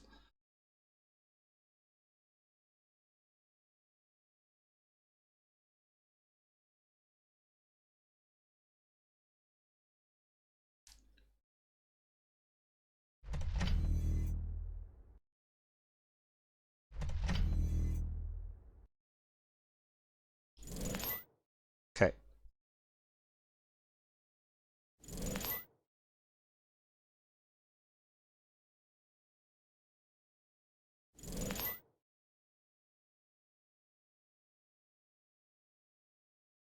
So this is Fairchild. This is unknown.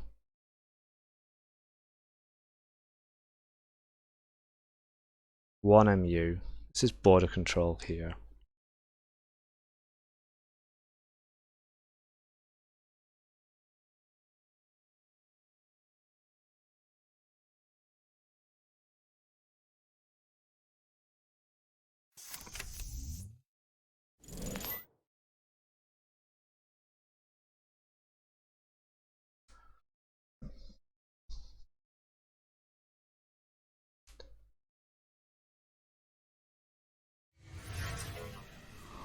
I mean, cool. I was probably gonna overinstall it at some point.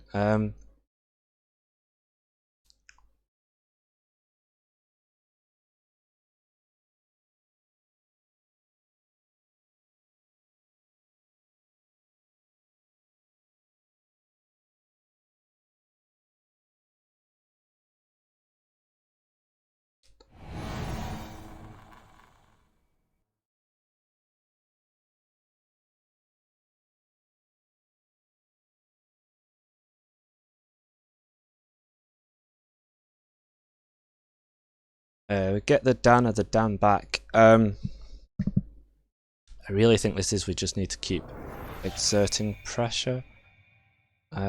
So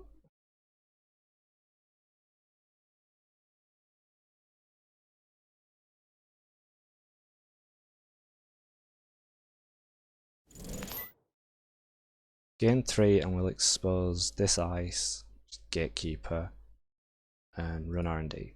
Which I'm pretty sure we already know the top card of R&D.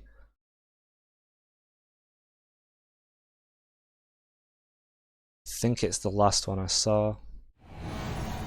Yep.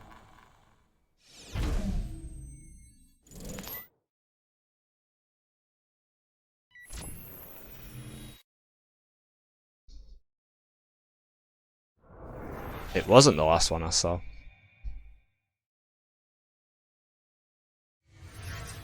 Okay. So gatekeeper, side adaptive.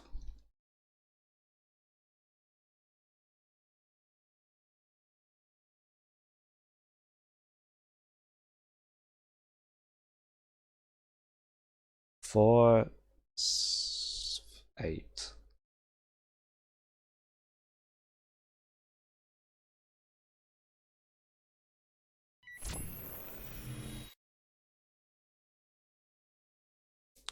So we go to HQ, force them to res the Cedar, which they're not doing. So we will access 3 cards. Ginger's fine. Virus Suite's a little annoying, but yep.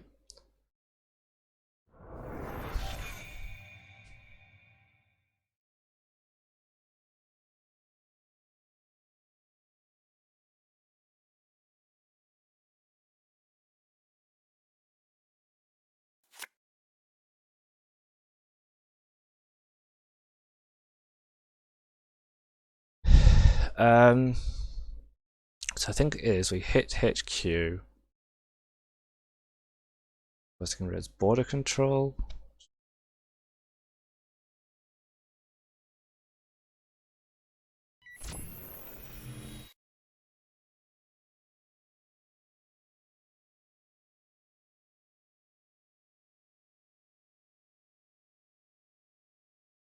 Also, no, R&D is probably dead.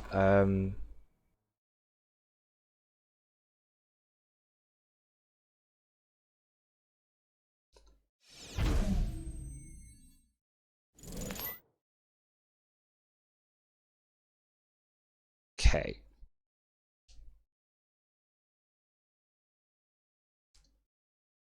So I'm worried about them scoring a GFI, but I don't think they have the credits to reasonably push it.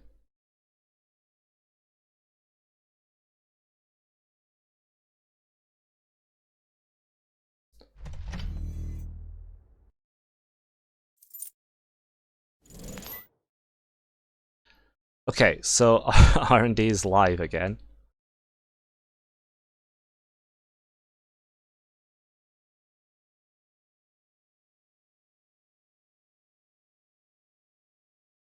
Guess this.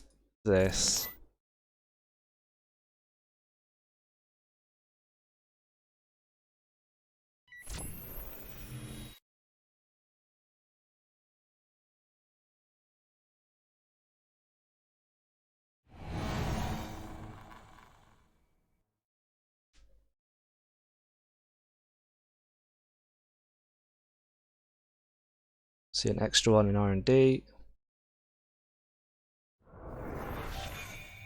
Wow, where are they?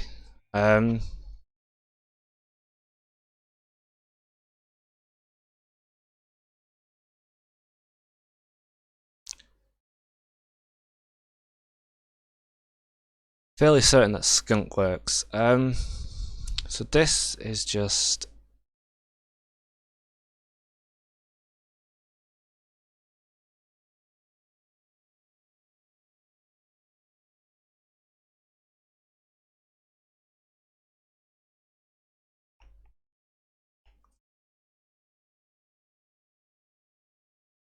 I mean, I haven't seen a copy of Seamless Launch, so I don't think that's what's going to happen.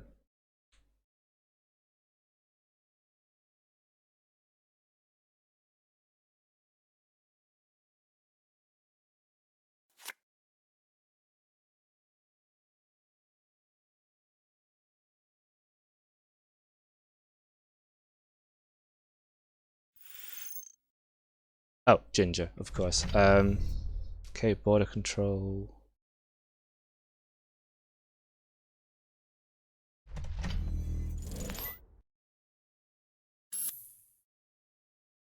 Okay, they got 2 borders. Some other stuff there.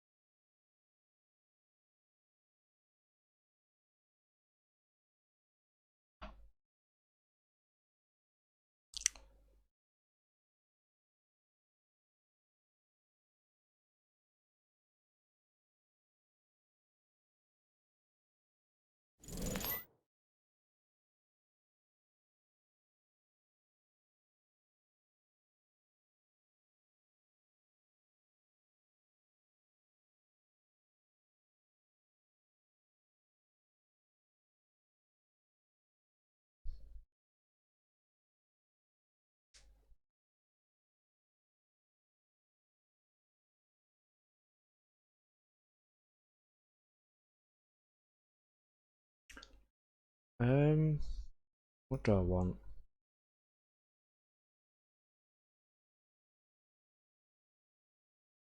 So I think it's this or this.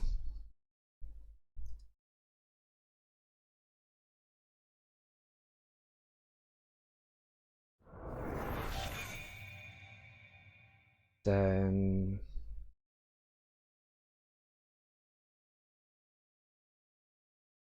okay, so I saw 2 cards from R&D, drew one of them. Yeah, an R&D.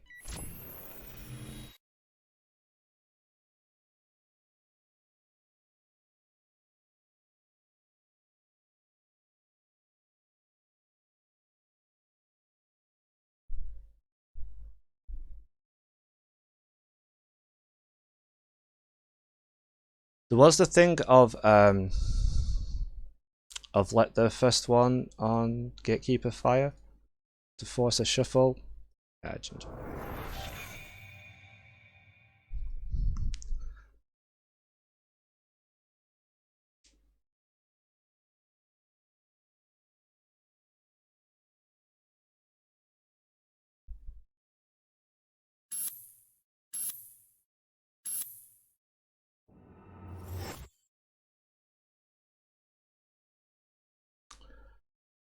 Wow, 14 credits. That's a lot. So this is 6 to get in. We know this is dead. Probably check archives at some point as well.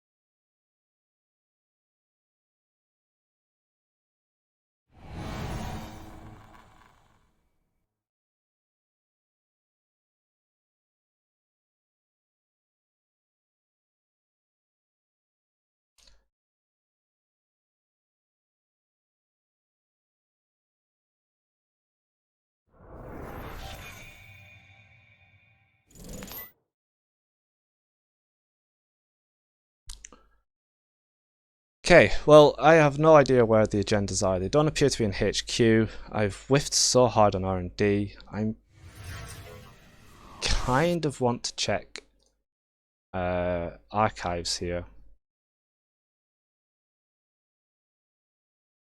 But it feels really odd if there were any in archives.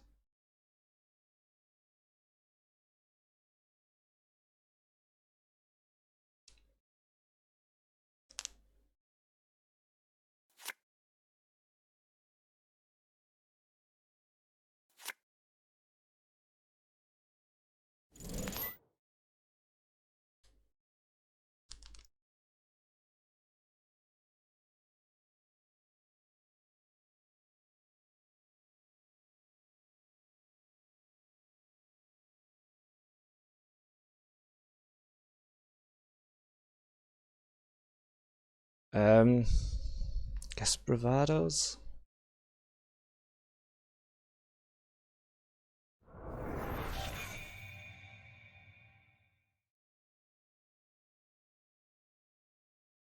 So what did they do? They just purged, so I know that the top card is nothing. So this is 4 and... yeah, I can bravado the pin.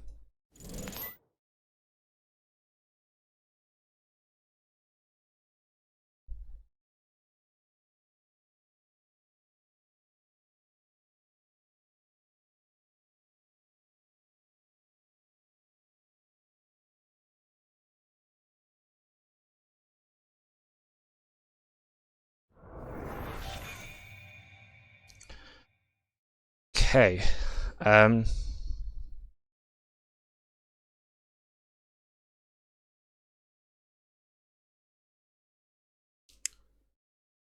Pretty sure R&D is live again.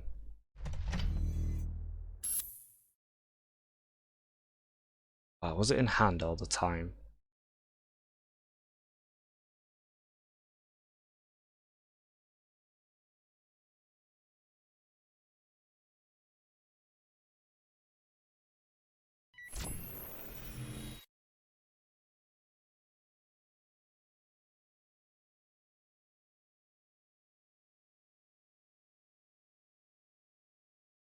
How many NGOs are in the pin? Oh, 3, so that probably is the agenda.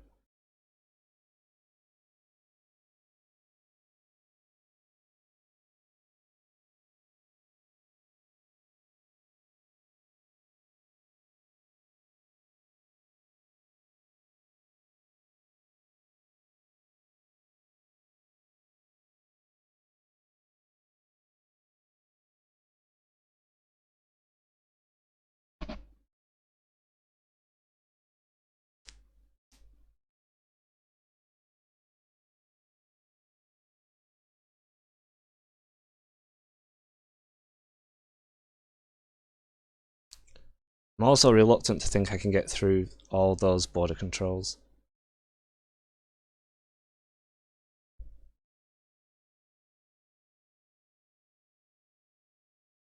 But I can see 2 new cards. So this is Cedar, which will be strength 4, which will cost... I mean, I can just do this.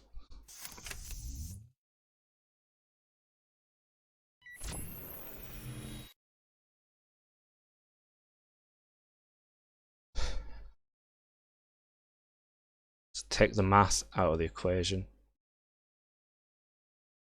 Which is ironic because, you know, an equation is math.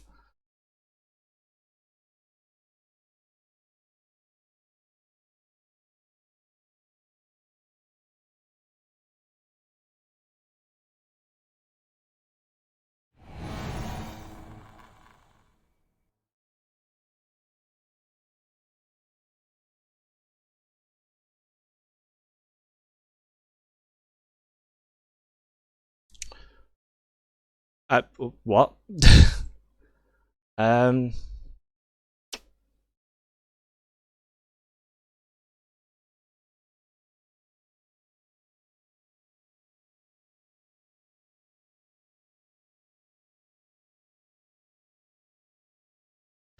Okay, let me think. So this is going to give me 6 credits.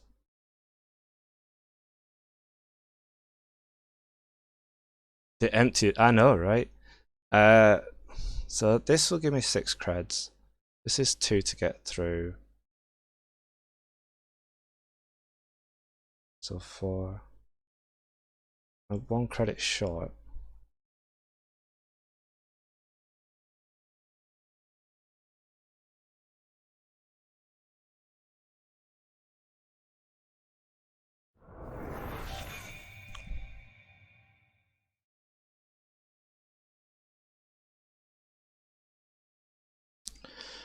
Um, hmm.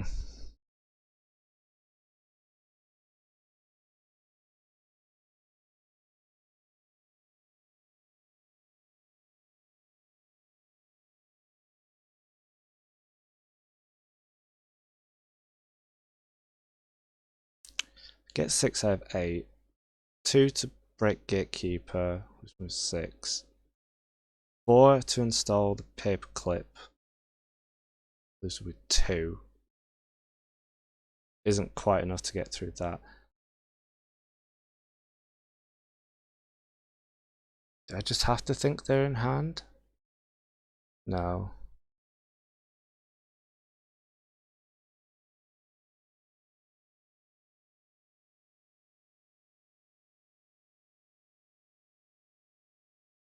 Alternatively, I can...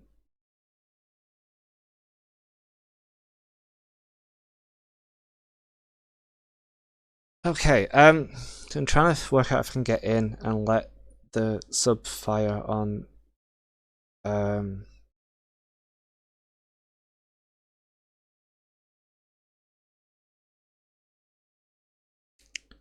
gatekeeper. I think I am 1 credit short.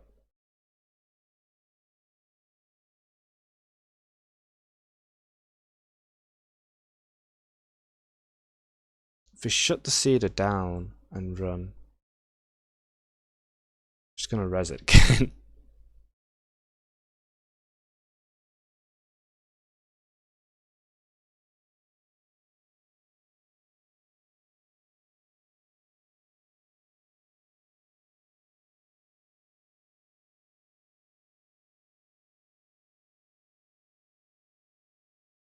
Okay, we can... clearly isn't NGO.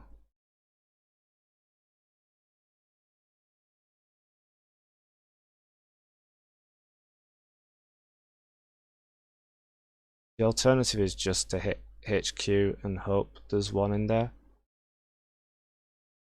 Fairly certain there's not.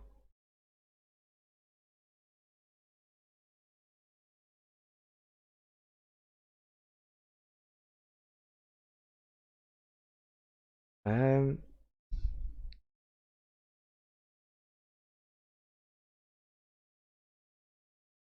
can't even let this fire here.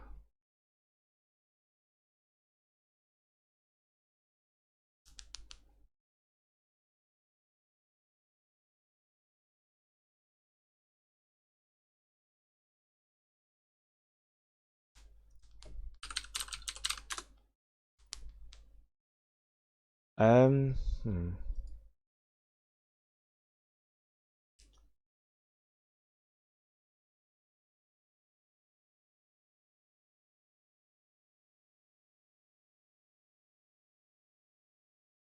Why is that 2 to break 3? So no, yeah, I'm one click short, one credit short.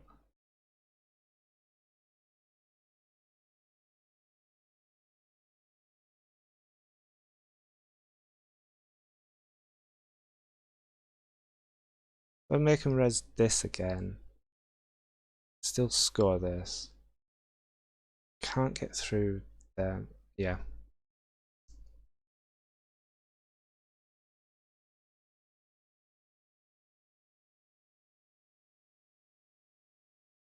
This will be where the black fire would have been really handy.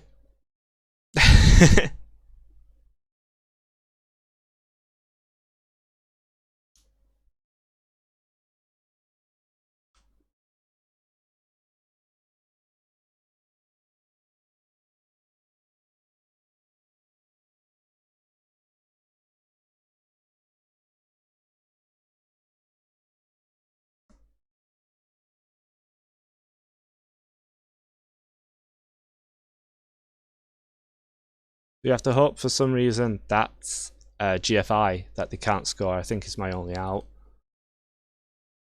And then do the thing where I make them shuffle R&D and just try and hit something.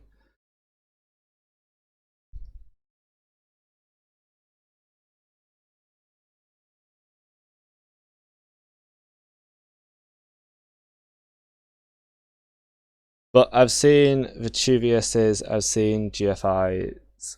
So what? I guess 3 Vetuvius, 3 Sandbox, 2 GFI. That's 12, 15, 18. 1 sales team.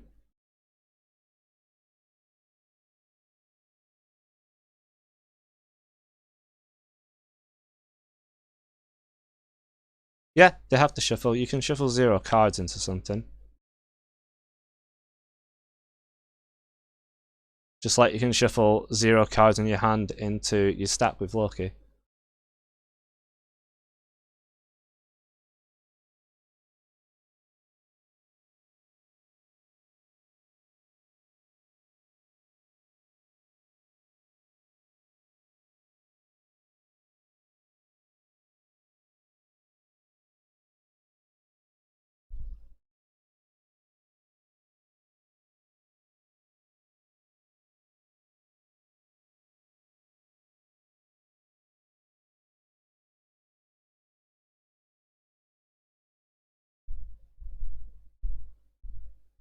They disconnected. That's just my special skill, is to access a bunch of cards and not see anything. Judging by how quick they jammed that, I either miscounted and forgot to look at R&D when it was new, which can happen. But I'm pretty sure I knew what the top card was. I think they drew it off VLC and I just missed it every single access.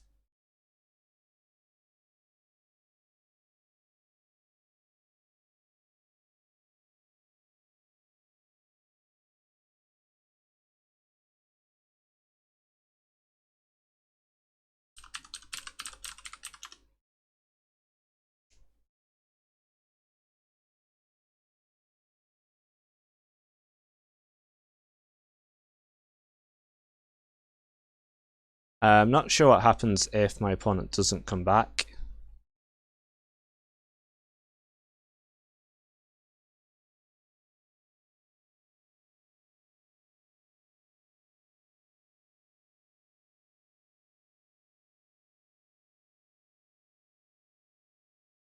I don't think so. Like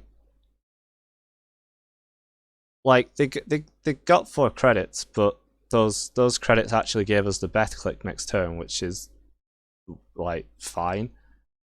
At that point, when nothing was in HQ and nothing was in R&D, it really looked like they'd pitched a card into archives early on and just hoping it wouldn't be checked through Sneak Door, because they didn't seem to be anywhere.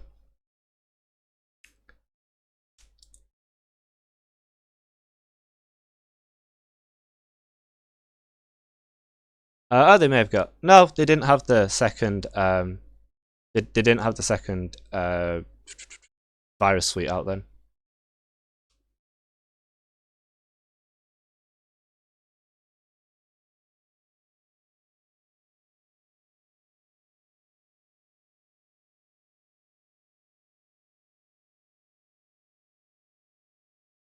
So yeah, I think this suite probably is 3 Vetuvius, which is 6 points, plus 3 Sandbox, which goes to 12, 2 GFI, which is another 6, so 18, and 1 sales team. So there's a 1 in 3 chance that this is the GFI.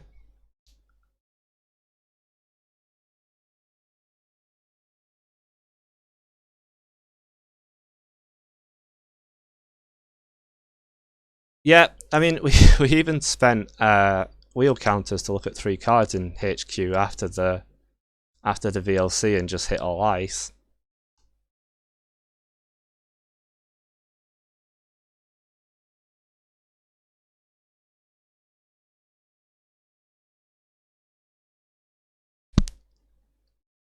But yeah, I'm pretty sure, hoping this is just GFI, which I realise is like a quite slim chance.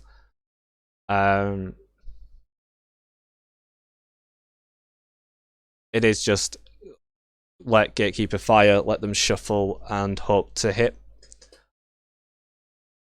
probably 1 shot at that. Maybe 2. So it costs 6 to get in. I could just fully bounce off the Gatekeeper the first time, so I can see 2 cards.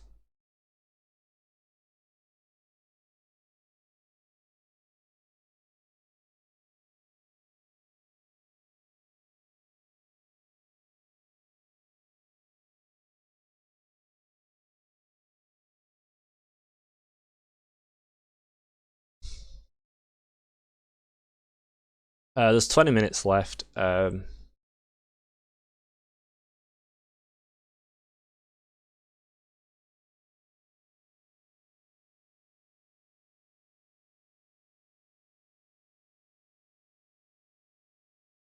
Our opponent's back. Their internet apparently blacked out.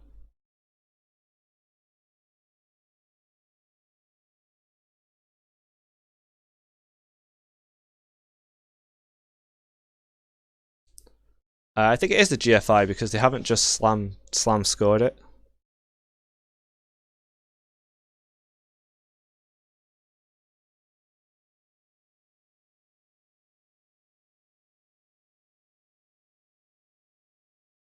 Or it's an incredible slow roll disconnect BM, yeah?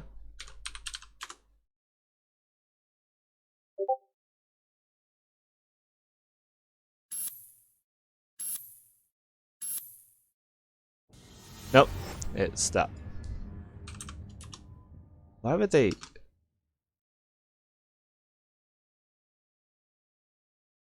Spending a while waiting for me to say they were back. But their their R&D was a black hole of nothingness.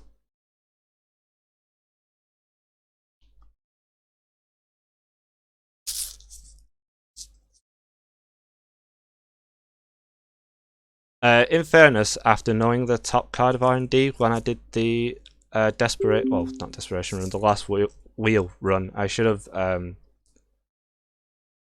let them shuffle the deck then, because I was only seeing 2 new cards.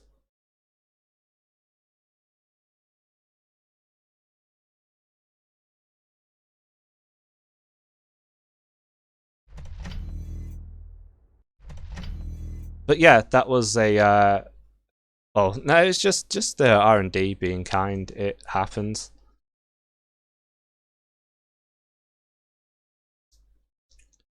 So the interesting thing to note about this max deck is that they have more than 45 cards.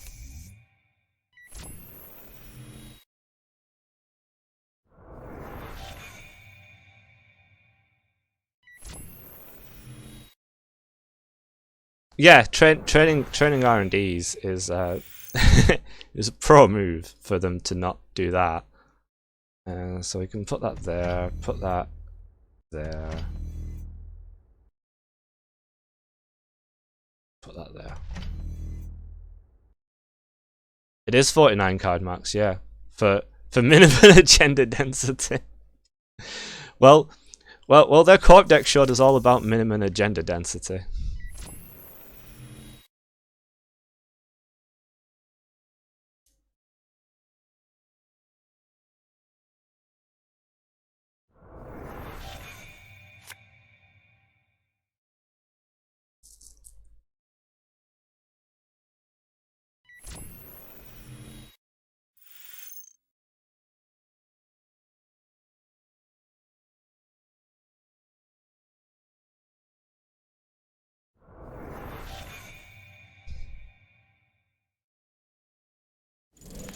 So we score this. Grab the seamless back.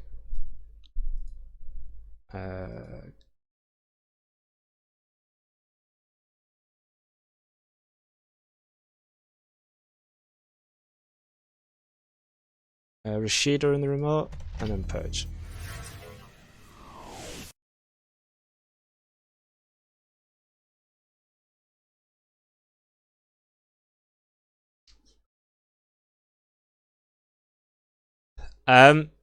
You can't fast advance Vetuvius after Luminal. Luminal stops you scoring agendas the turn you score it. We at least thought about that, not how good seamless launch is.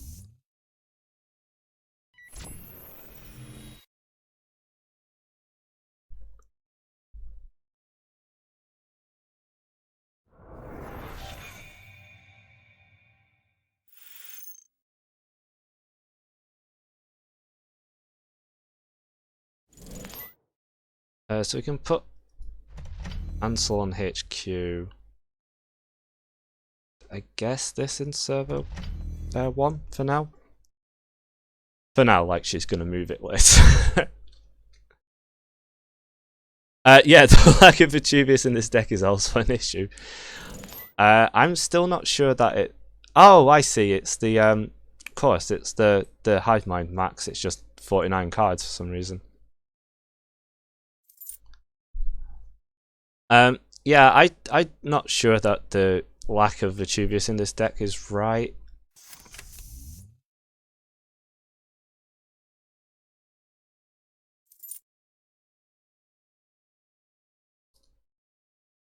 Um,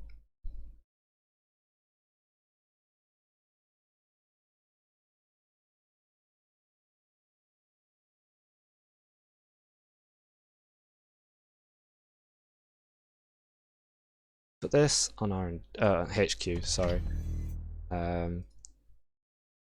This in server 1 and gain a credit.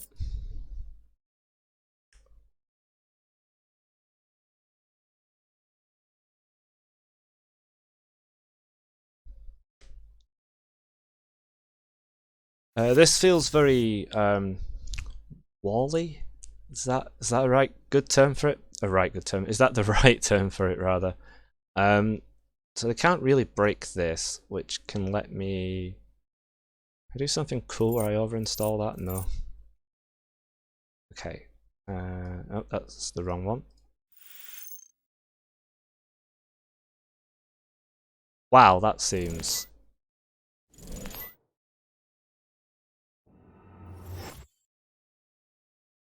rude, doesn't it? Get back Rashida. Yeah.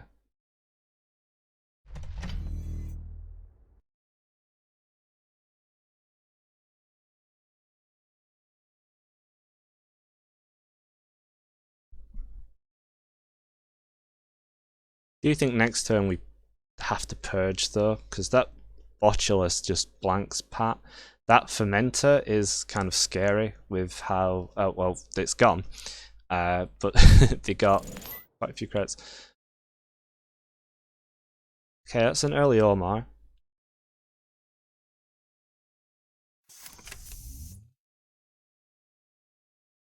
Yep, Omar doesn't stack with Conduit like that.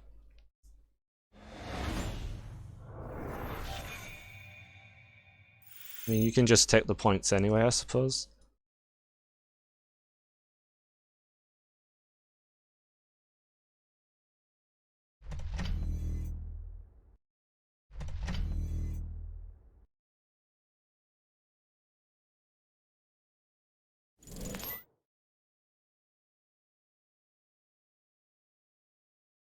Damn, they're good, but no matter. Yeah.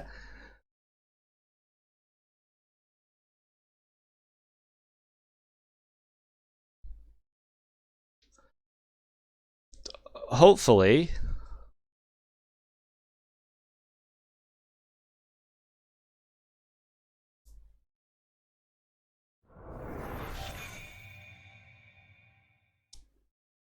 Like, I'm pretty sure they can't break that gatekeeper.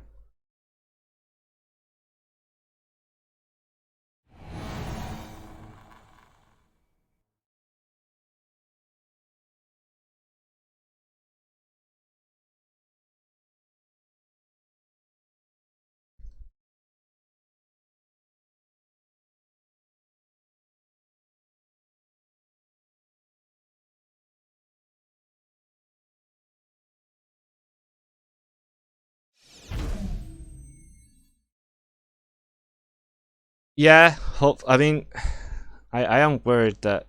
Oh no, they can't get through that gatekeeper either. Or the skunk works. Yeah. Guess I'm worried about like a botulus here and just racing through. Outworld office.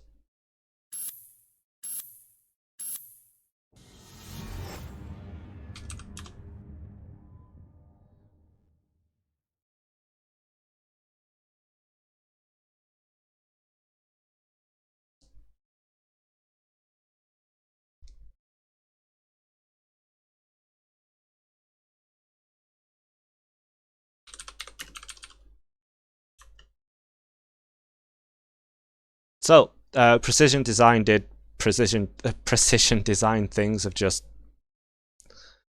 rushing out. I do feel kind of a little salty that I accessed like more cards than something with a lot of cards and more cards than a house of cards and saw nothing in that sports game.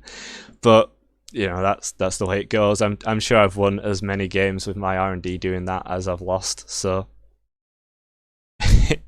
it's just frustrating when I check R&D like every turn digging and seeing the hand. It's like, oh, no winning agenda. Then they jam it, and it's like, where did that come from? Is that in HQ the entire time?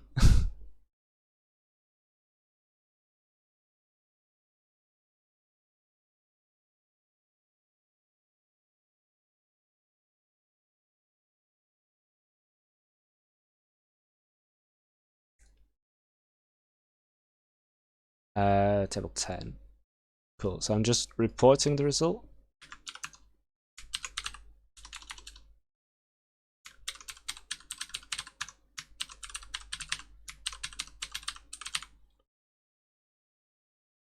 It's a corpse split.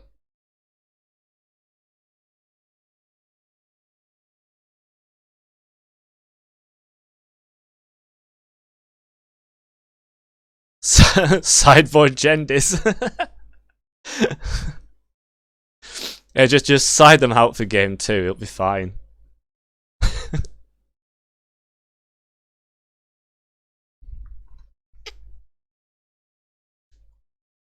Just some really good HQ shuffling on each access, right? Like, oh no, you want this, you want the Hagen again.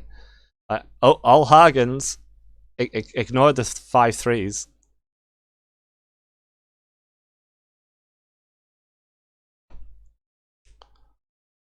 Cool. Well, that was so I think there's about 10 minutes left.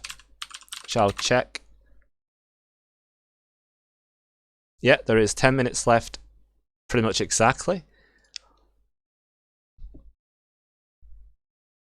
Yep. It was actually the same Hagen.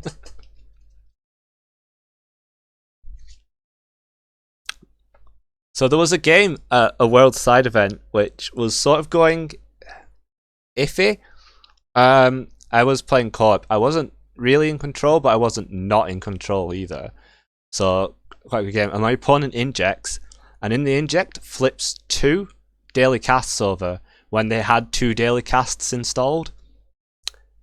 That was a little awkward for them. Like, oops, all daily casts. They meant to put in Dirty Laundry and just put in an extra playset of daily casts, which, to be fair, I'm sure we've all done something similar. I almost sleeved up 2 hedge funds once because I forgot they were already in the deck when sleeving. Yeah, they had 6 in the deck. Yeah.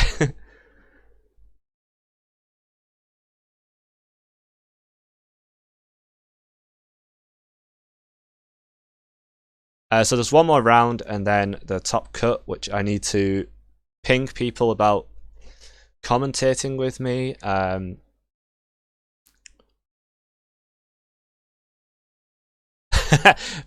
Because you don't. It's like when I first started playing Magic, there was this kid in the. I say kid. There was this person in the game shop that was a notorious cheater, and like he'd put like 10 copies of Dark Ritual in his deck, so he would always be able to ritual out not Hypnotic Spectre, but something like that. A 3-drop turn 1, and it wasn't until someone like used duress on him turn 1 and he just conceded the game there and then that we all realised, oh yeah, the most of their deck is probably Dark Ritual.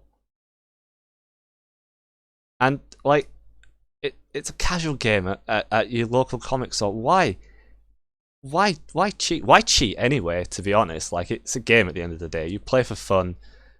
Like, yes, competitions can get high stakes of you might win some fancy looking cardboard, but I've just never understood the premise of cheating. Especially like so there's a guy banned from FFG events for life because he cheated by double drawing during the world final of Conquest whilst on stream. It's like, if you're going to cheat at any point, don't do it when 20,000 people are watching your game.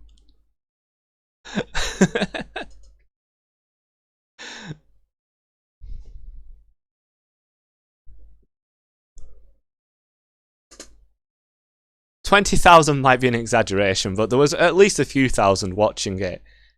Like, 3 cameras point out your game, that's the game you decide to try and double draw.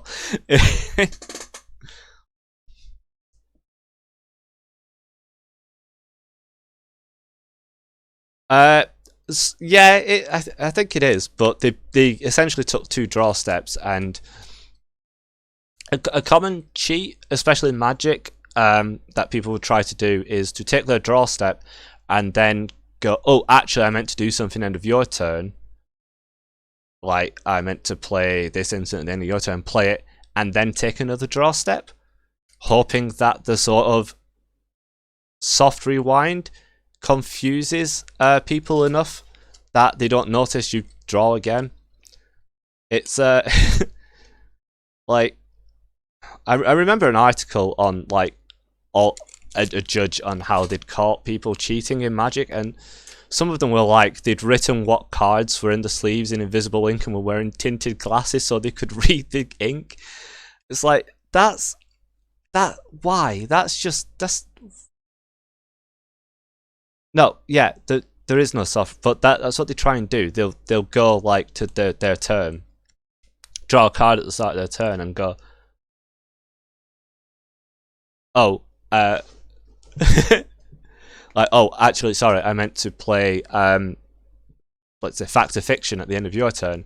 So the opponent goes, oh, no, that's fine. Yeah, like, you just acted too fast, it's fine. So they'll resolve Fact or Fiction, and then they'll draw again. Where really their opponent should... It plays on the nice nature of people, like, oh yeah, have takebacks, it's fine. Like, oh, you didn't mean to go into your turn right away. But yeah, which is funny because in Netrunner, like takebacks are really encouraged to allow happen if your opponent moves into their turn and manager draws and goes, oh, I meant to res Rashida, like that's fine. You should probably put the card back, but yeah, that's fine.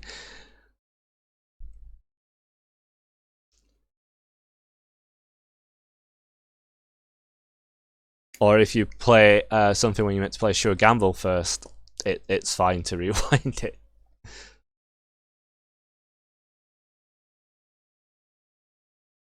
But yeah, basically just in-person events, just always watch what your opponent's doing. There's also a quite common thing in Magic where you go to cut your opponent's deck and you'll pick it up and shuffle it, which is legal. They can just cut it after you shuffle it, but as you're shuffling it, you drop a card as you're shuffling it, like doing the sleight of hand, or not sleight of hand, but yeah, you drop a card and then kick it over to their side from under the table. Then count their deck and then call a judge because they presented you with a deck that's one card short. And this is a really horrible cheat because it's really hard to prove that you didn't give them a deck that's one card short and they've put the card next to you by dropping it and kicking it. I actually got a game lost in top 8 of a PTQ for my opponent doing that, and it's really annoying. And to this day, I don't like people shuffling my deck when I offer it to cut. In short, don't play Magic at a competitive level. Not community has some really not great people in it. Yeah.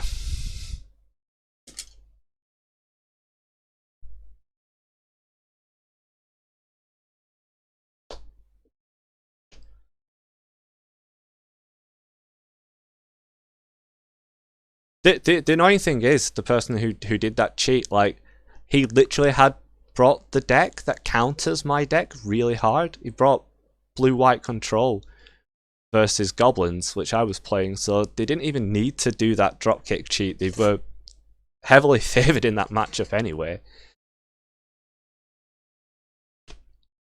But apparently people want the buys really badly. Anyway, let's move on to a more happy subject. There's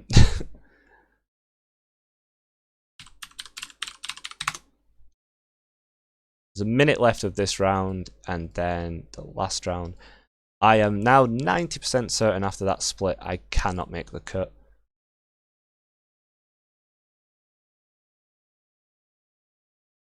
But to be honest, that means that I won't be super nervous going into round 5.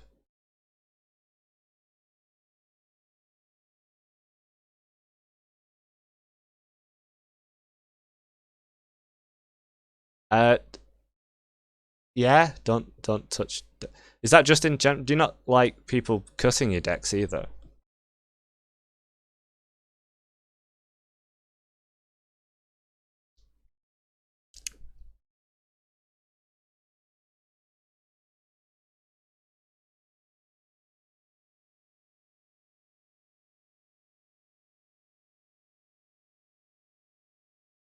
So thank you to the people who recently followed in that last game, which was Metacorda, Herlabes, username equals pants, and Bacon the Vampire Slayer. Welcome to the stream. We've got one more round of Swiss, then we'll be covering the cut, hopefully with some co-commentary from somebody. I have a few people who said they were interested. Thank you for the follow, Cardboard Tech, and welcome to the stream. I need to message them and ask if they're still free. If not, I'm probably going to try and drag someone like Patrick on, but I imagine he'll make the cut.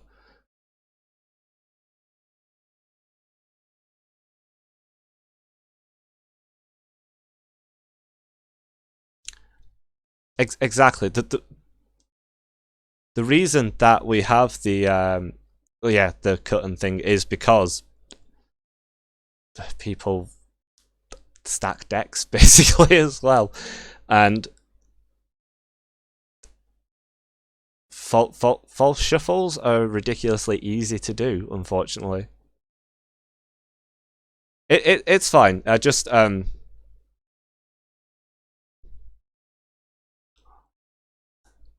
mean, I'll happily talk about like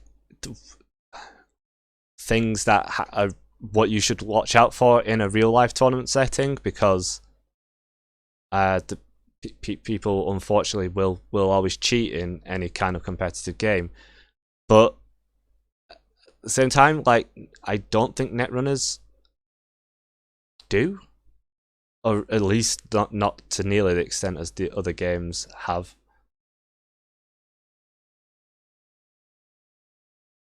Like all the quote unquote cheating I've ever seen in Netrunner tends to be people either misinterpreting the rules or just missing something, or fatigue. Like, there's a joke that not a single in-person tournament goes by without at least one mistake being caught on stream.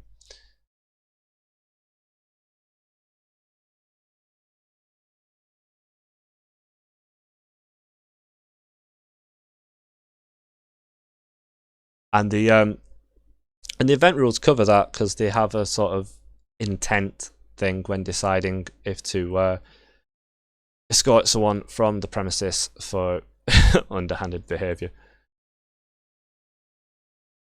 And I've never had anyone quite as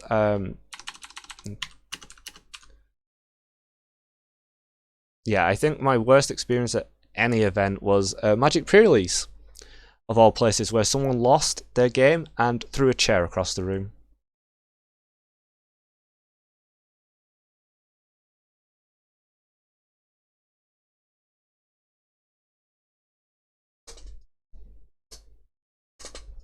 And yeah, like, I don't understand why. Yep, they picked up the chair they were sat on and hurled it across the event hall.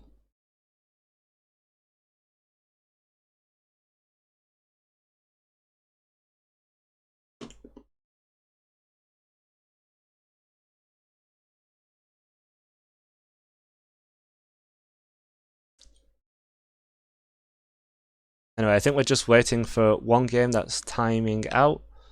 I can bring up the pair results from this round. Cool. So there's lots of splits, which so table 2 and 3 look like they were IDs. 4 and 5 look like actual splits, I assume, because they don't have a side on them. We're waiting for Rotom and Matt. Russ told me how to pronounce it, but I can't remember. Matt Sarak, something like that. For that one, our game on table 10 split. Some things. Can't see where Ian is. Simon lost.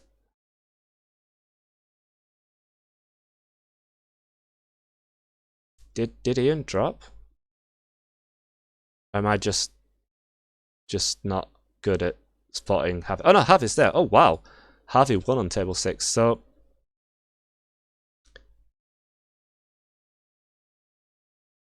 I am on Steve Cambridge, which deck you can see in the keyhole plugin on the stream. If you click it, hopefully it'll show up. And I'm on Hasbiroid Precision Design, which was I did have the list on stream. The list is just what Pinsel was playing last week at the single side Swiss event. Just this.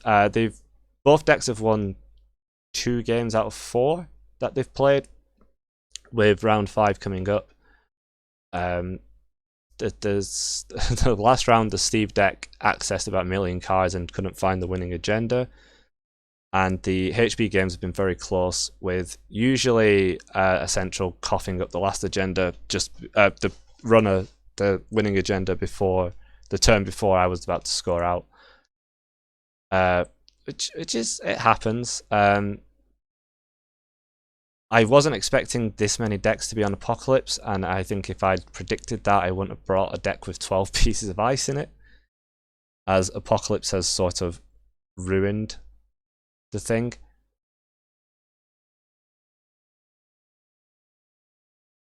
Actually, have we won 2 on each side? We split, swept, sweep, split. Yeah, we have 1 on 2 on each side because we split round 1, got swept round 2, swept round 3, and then split round 4.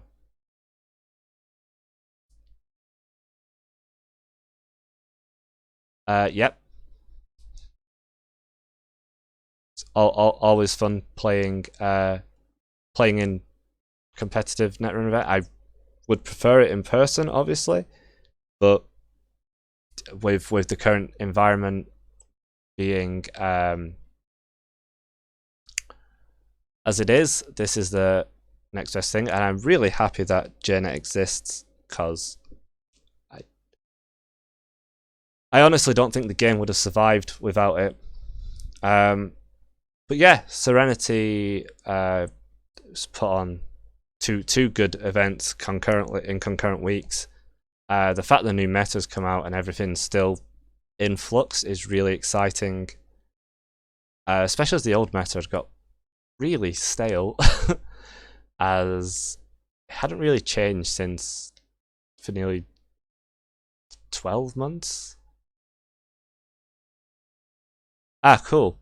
Yeah, mine from Make Playing Cards got shipped earlier this week and has just actually been picked up from the factory in Hong Kong, so I expect they'll be here in a couple of weeks.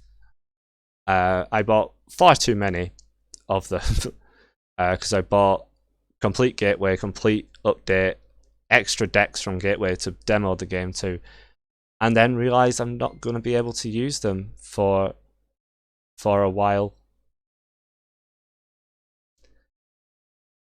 But I do want them to just own the cards and look at them, basically, and just have them ready for when we can meet in person again.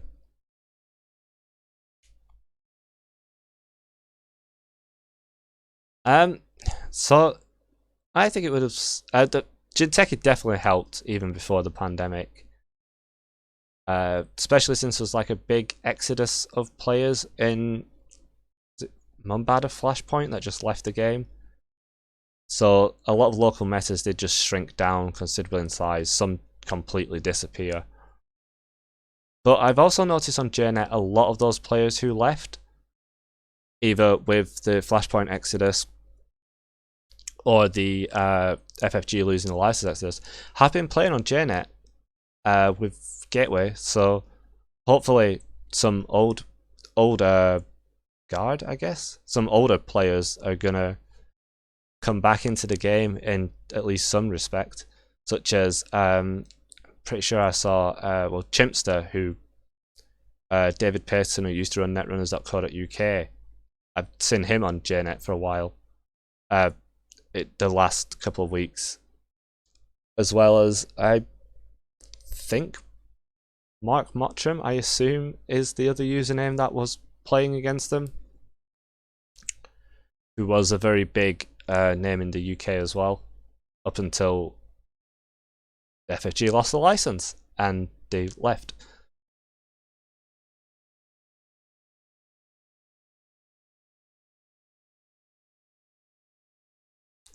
Okay, it looks like round 5 is about to be paired. And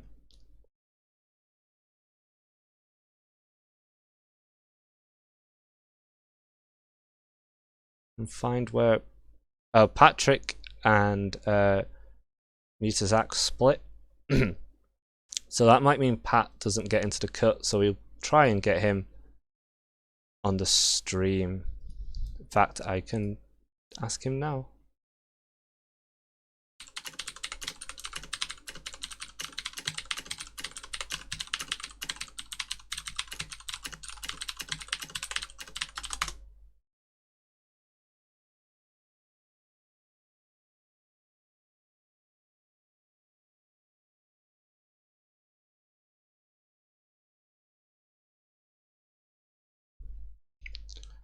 Oh wow. I didn't know that Spain was so disparate for games because like where Vesper and Mara from seems to be quite popular, and there's usually a big convention in Barcelona every year for Netrunner called BCon or Con. I only know because Vesper gave me a handful of the special hedge funds from it at Worlds. No, not hedge funds, sure gambles, because they ran out of hedge funds. So he compensated by giving me 30 sure gambles instead. It's not quite the same, but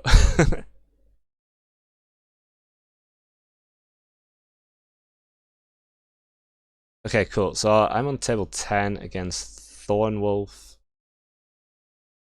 who's playing the outfit, and Adam. I'm always happy to see an Adam deck in events.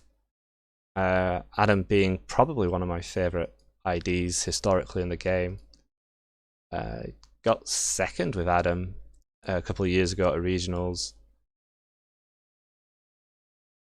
which the proudest moment of that was making IG concede, which felt like a bit of poetic justice.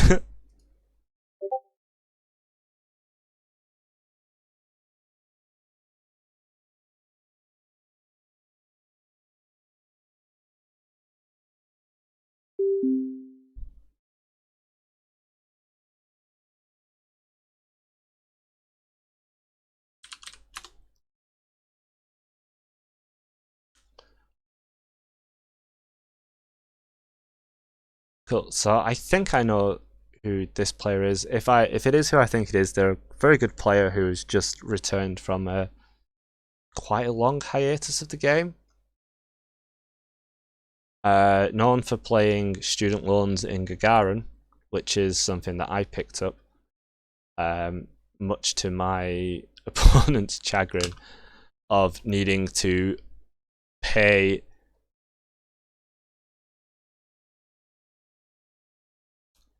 Needing to pay. What did Pat pay? Like 7 to play a employee strike.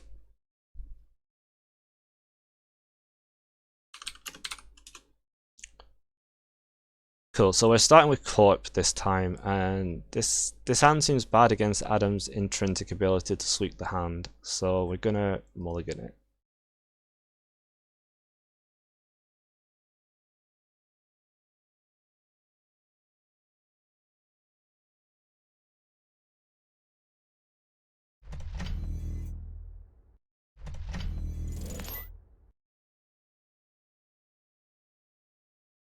Okay. So for people who have never seen Adam before, they start with 3 directives, which you can have 4 cards. Which is usually they start with 2 less hand size, but draw a card each turn. They end on not max hand size. The first time they access a card with a trash cost, they reveal it and have to trash it. But every time they access from HQ, they get an extra access, and they reveal each card they draw. But every time they make a successful, the first time each turn they make a successful run, they see the top card of R&D, which usually means that they'll get interesting value in their runs. They have Logic Bomb, which lets them just pass through anything.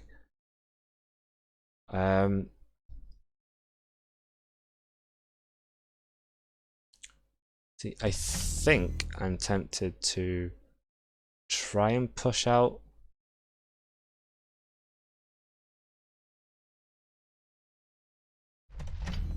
No, not Spin Doctor.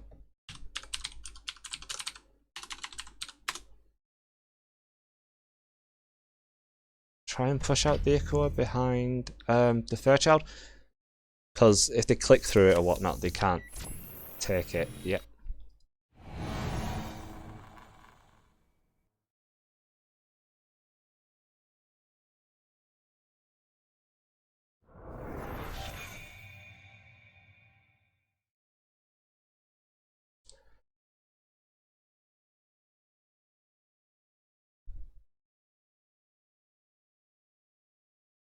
Yeah, giving them the cards because like they're Adam, they have no money, they're gonna discard.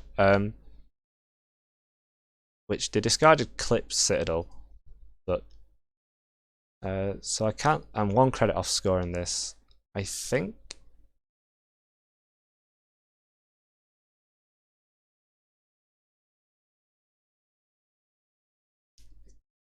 I shoved this in server 2.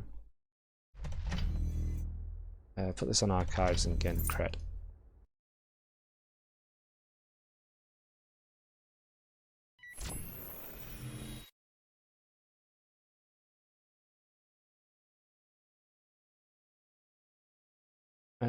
So Resin Drafter here lets me what? Not do a lot. No, that's fine.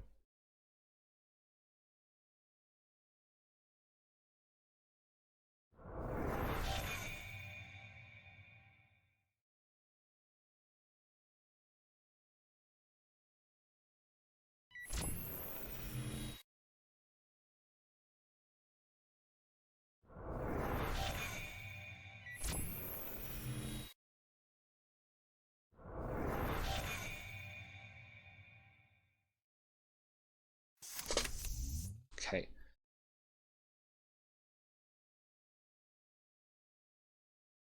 So see, so I can score the Ikawa, which is on my credits, and get back an NGO, or I think I just click for 3 credits, which feels really meh. But sure, yeah.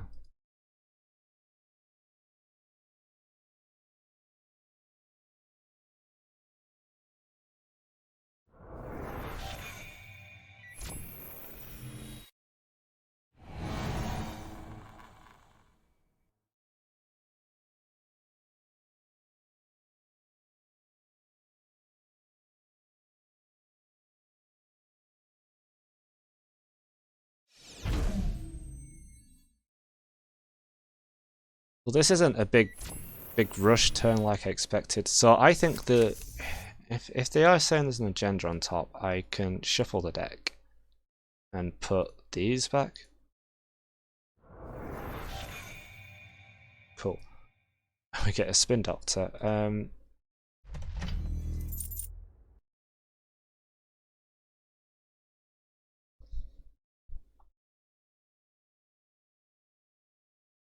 So currently feel like we need so we'll res this.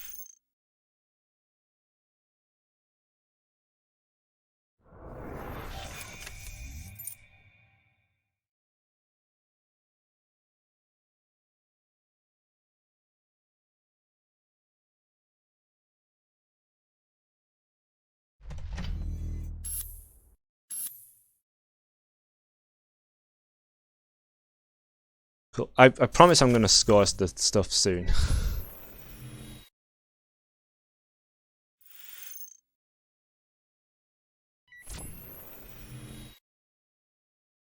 um yeah, I think we do res.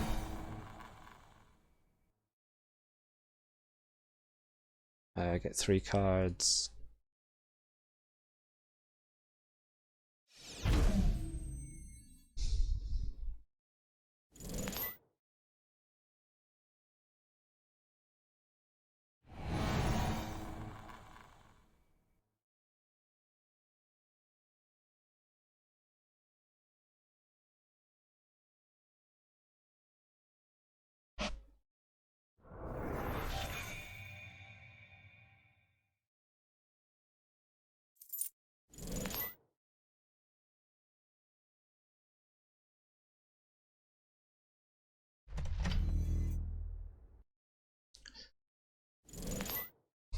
Like, I just want to be able to score.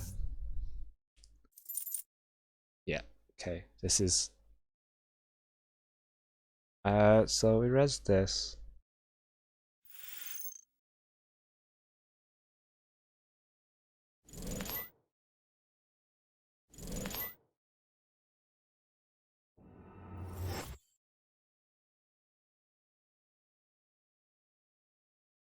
get back this and click for a cred. No, listen server 2. Yeah, like that Ichor was on the table for a weird amount of time.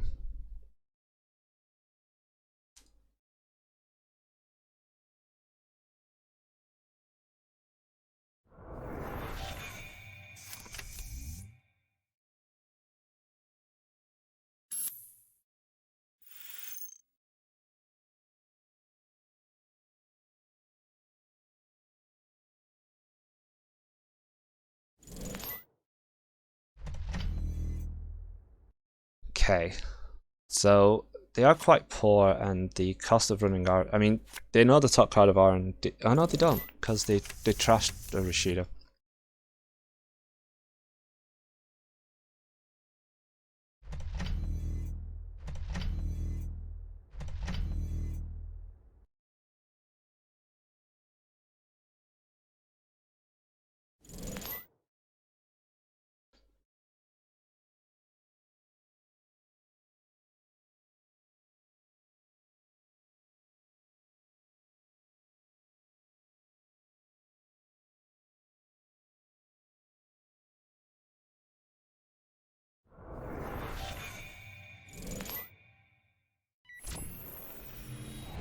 So I'm guessing with them running R&D, they've seen an agenda on top, or something they really want to trash.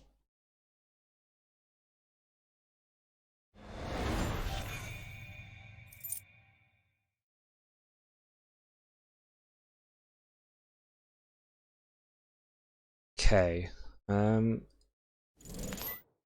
do that. Score. Spin Doctor back.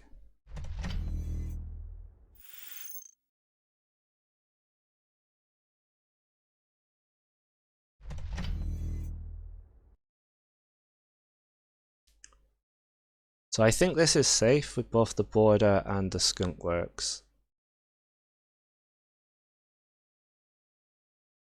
I think we just draw an extra card.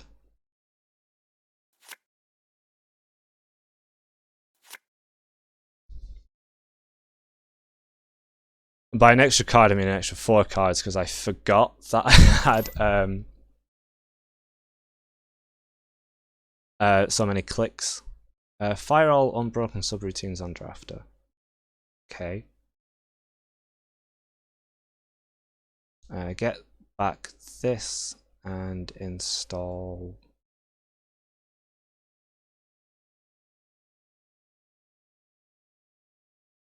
Is drafter without paying the cost? Yeah.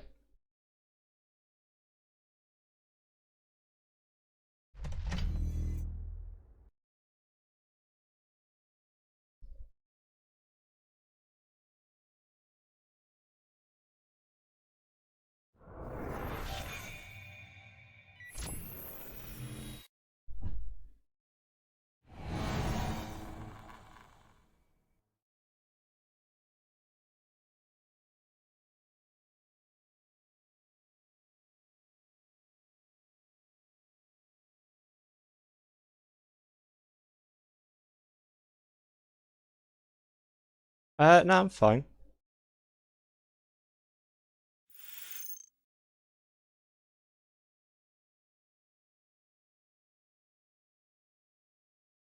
I do need to end the run here because you can just click through it.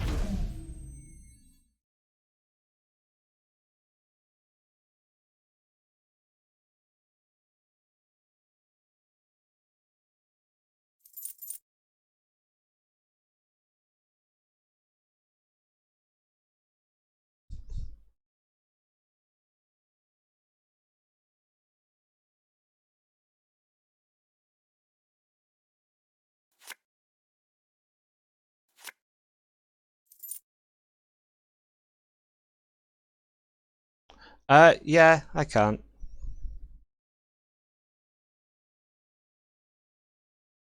But I'm also not sure they. I mean, I could have done it if I didn't res the skunk works. That was me miscounting.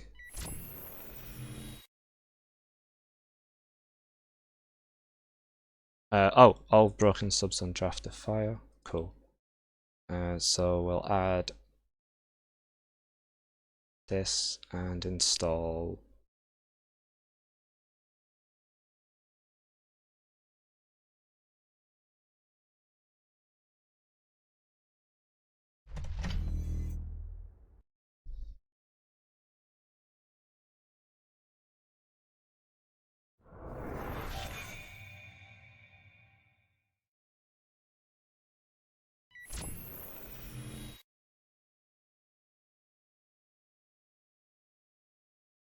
Grab this back, install this in the remote.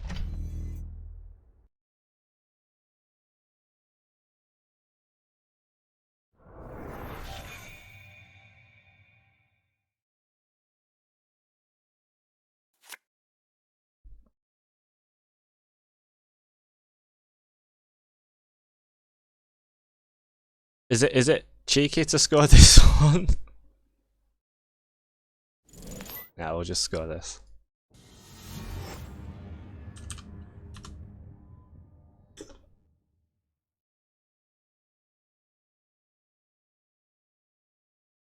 So many draftifiers do it. No, I decided to score the one that was being advanced.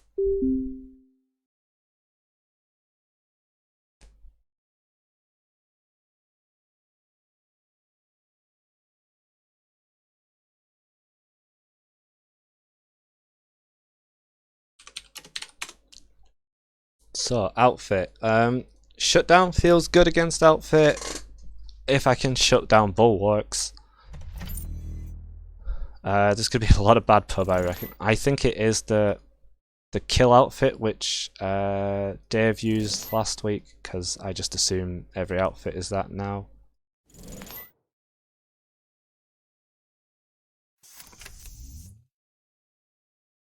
So we start off with money and a boomerang on HQ, which is obviously going to attract another piece of ice, which is, I think, fine.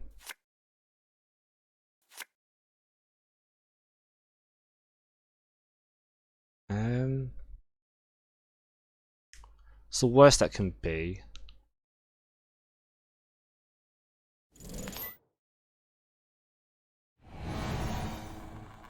Okay, didn't expect that.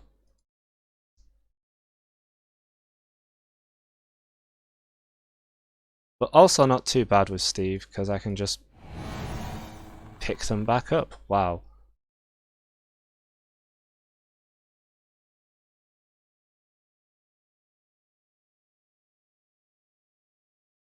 Engram flushes. So we'll get back one of these two Dans.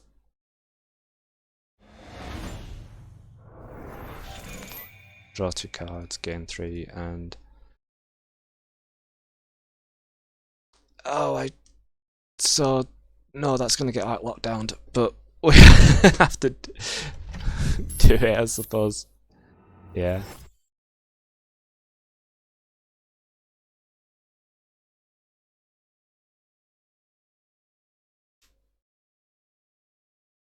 So let's run R&D.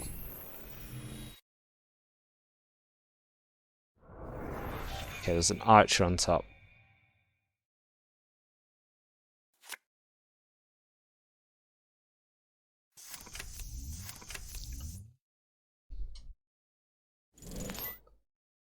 Yep, but that's fine. Like does this deck need breakers that much? It never feels like it does. So we can run R&D. Can we run R&D? Run R&D. No, no. I got 3 boomerangs.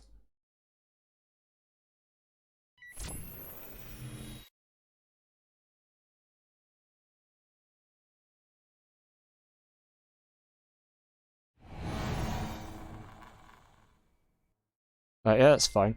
Don't have a program to trash.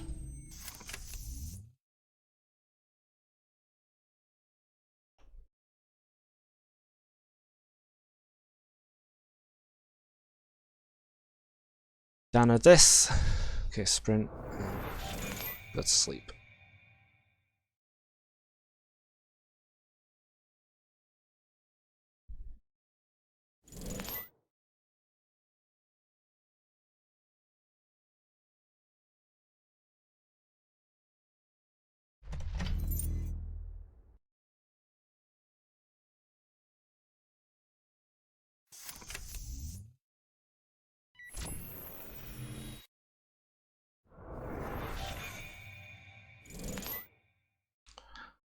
Ooh.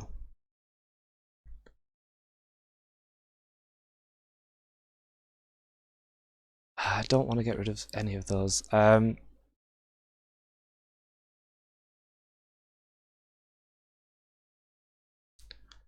think the tatworm there is greedy.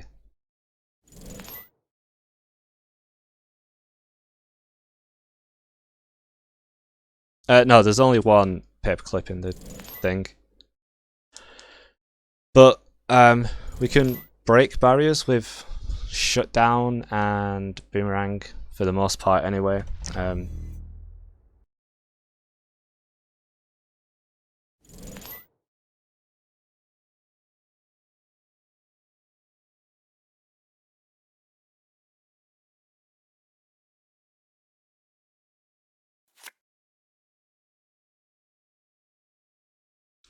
So what, these 4 to break? That really is quite bananas. So we don't need this anymore.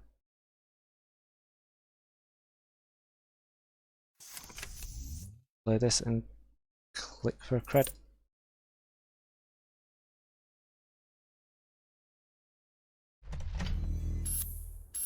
Hostile number 2. Yep.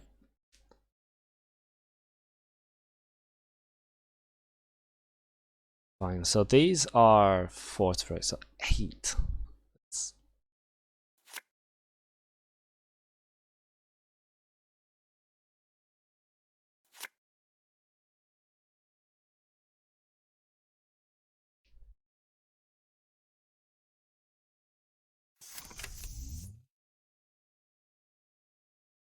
Um.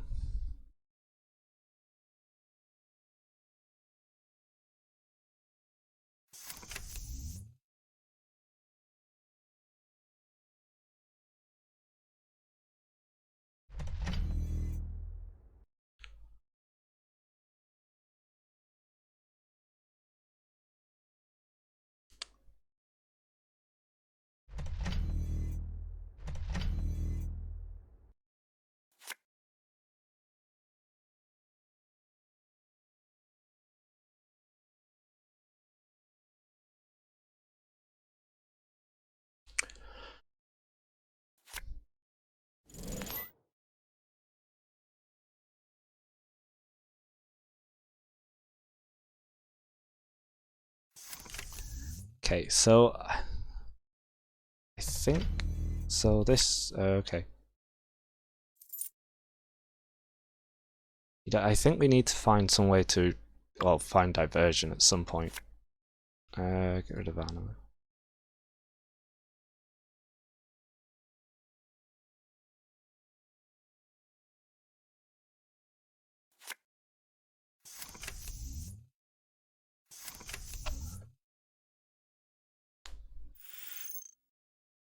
Roughneck Repair Squad. Yeah, that's fair enough. So we have 5 clicks. This is 8 to get through.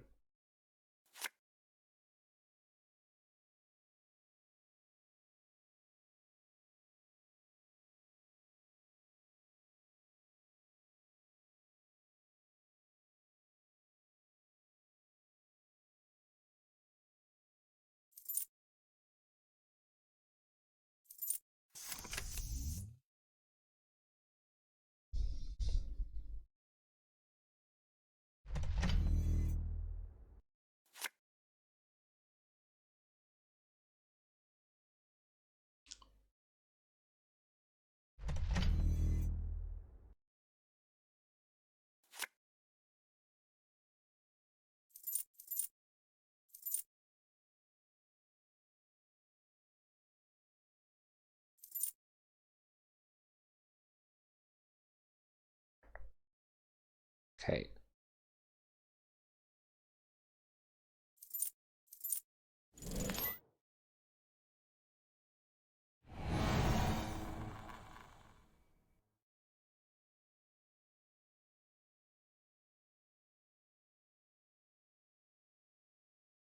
Yeah, that's fine.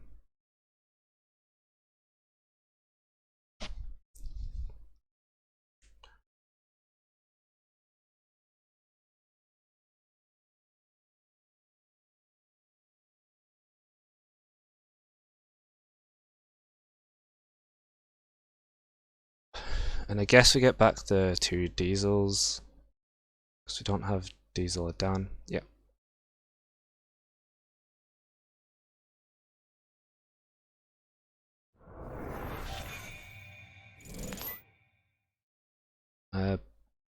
Bottom the caldera. And then drop this.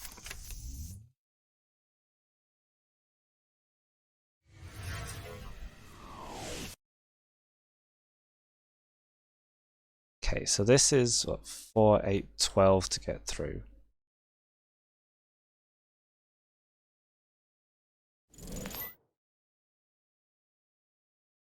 Keep forgetting about the bad pub.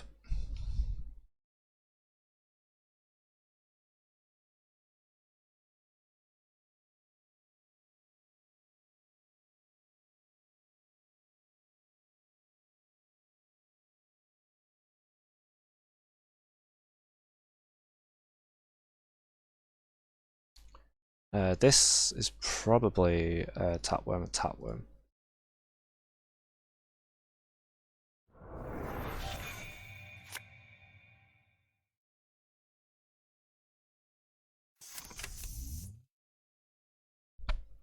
So this currently isn't looking great, if I'm honest. They're very rich, but I can currently just walk into HQ.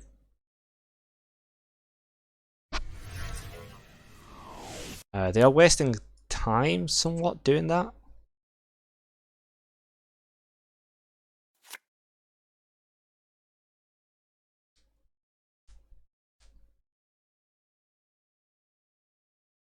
We do have a lot of clicks.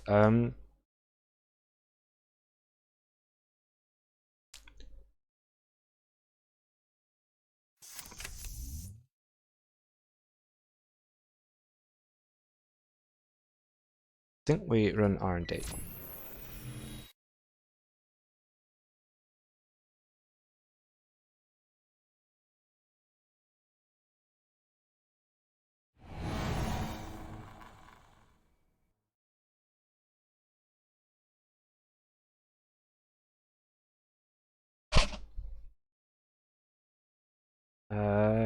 Yeah, we'll use the sneak door.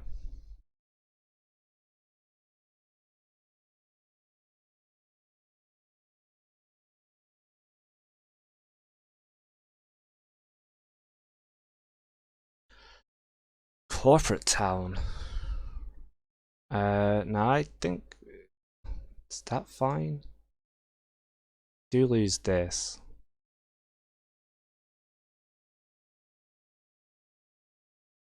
We're a bit too poor to challenge Corporate town, unfortunately.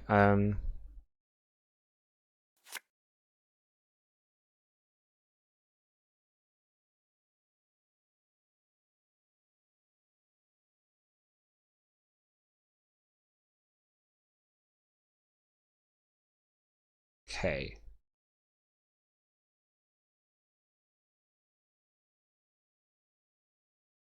Currently have 2 bad pub.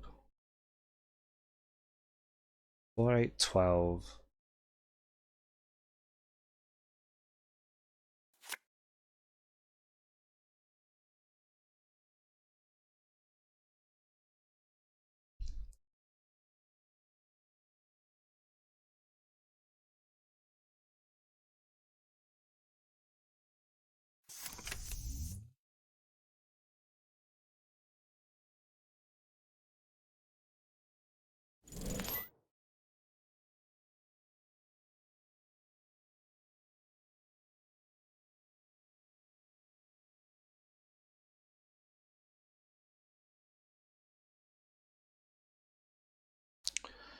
I do only have 1.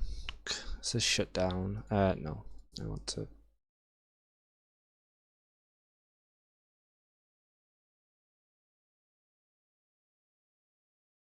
make sure that I keep that access back. Gamble and gamble.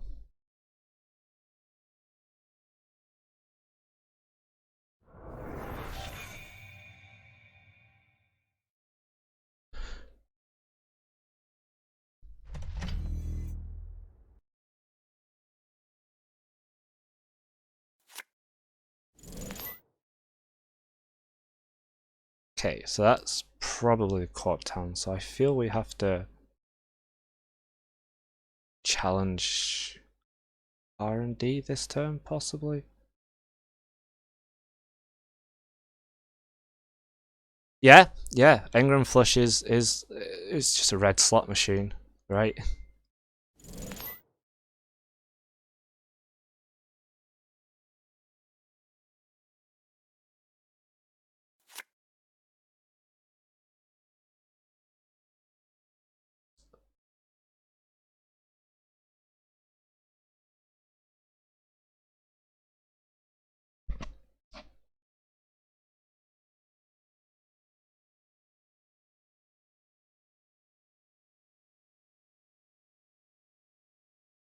Hmm. I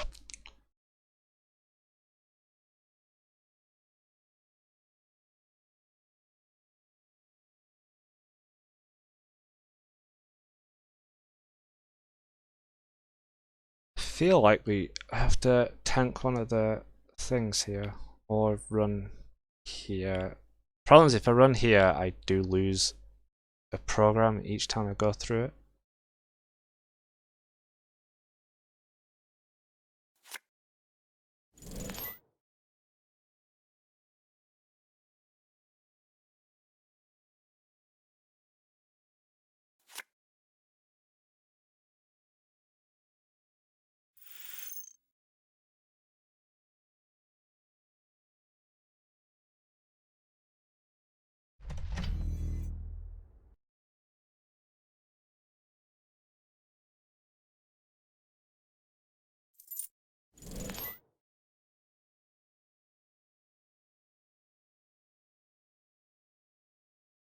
Okay, so I do feel like I can just siphon here.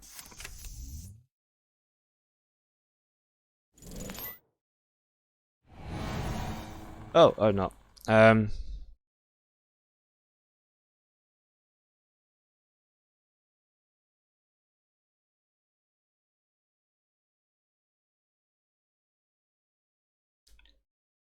Is it worth spending 12 to make them pop the border? Probably not.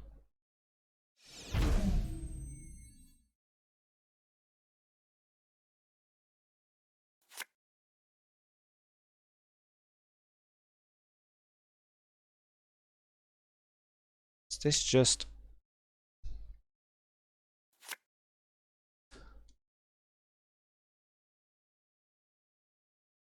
This feels in the category where I just need to snipe what they push now.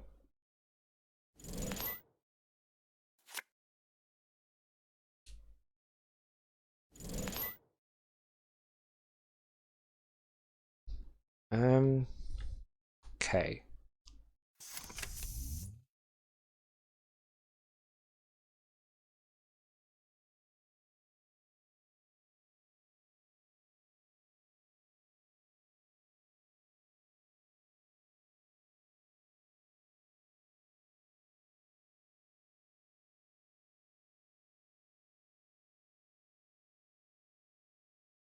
That feels bad for me to just lose a program there.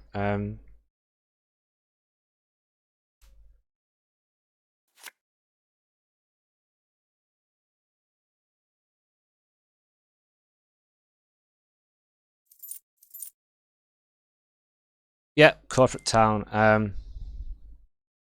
Not sure it's doing well. It's killing resource. Didn't kill this off, which is surprising slightly.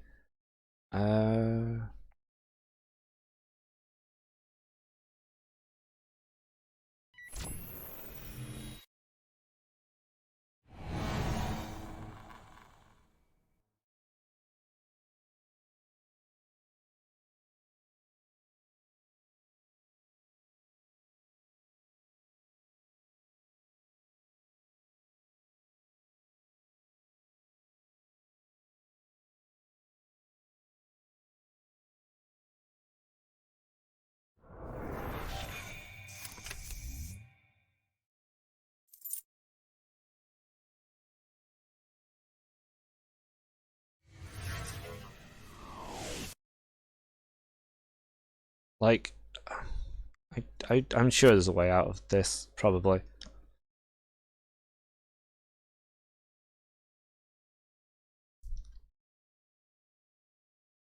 And I think it is hope that they can't score out.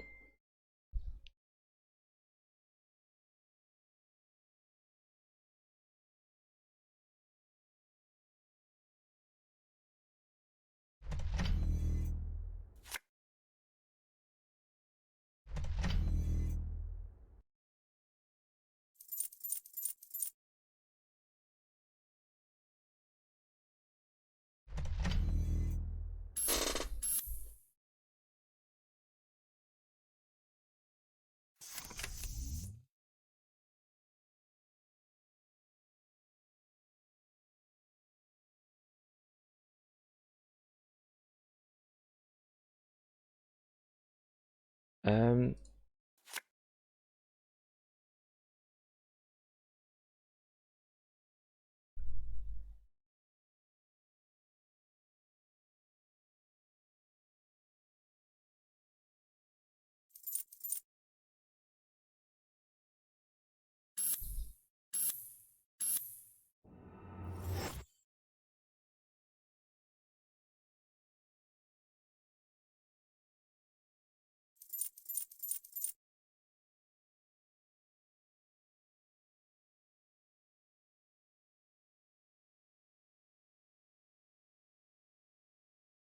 Annoyingly, I even called the thing with the K.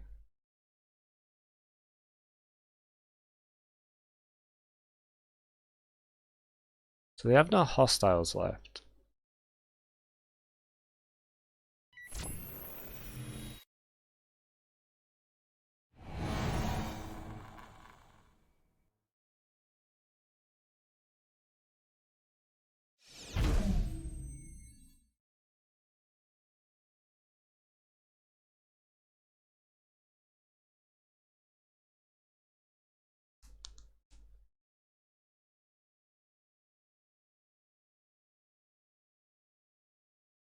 Yep, I'm pretty sure this is. Engram's just so draining for Anima to constantly break. I mean, the paperclip getting out locked down was bad, but usually boomerangs and shutdowns are fine, just not through Engram constantly.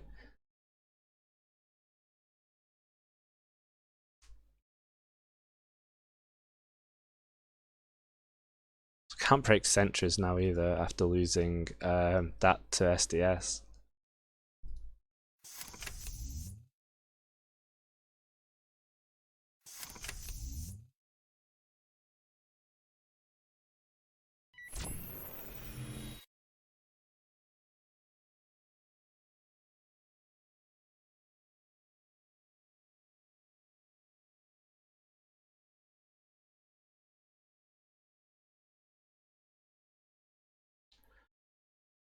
No, that's fine. Just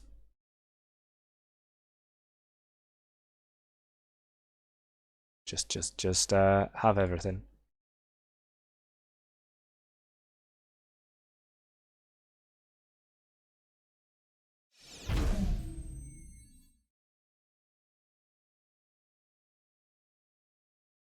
Okay, so I have boomerang at least left in the deck.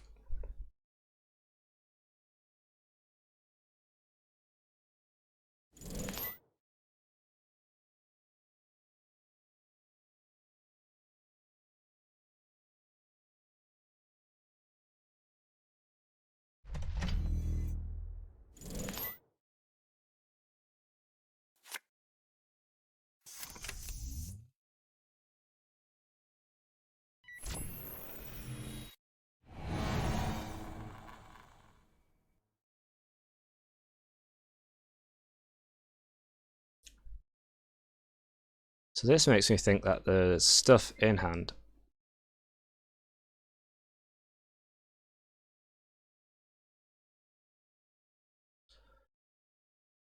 or a snare.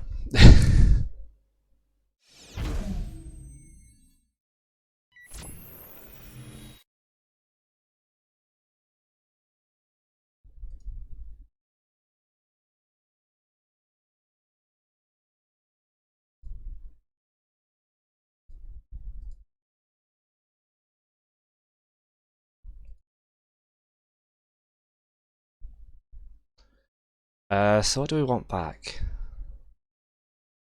I think we need the boomerangs back.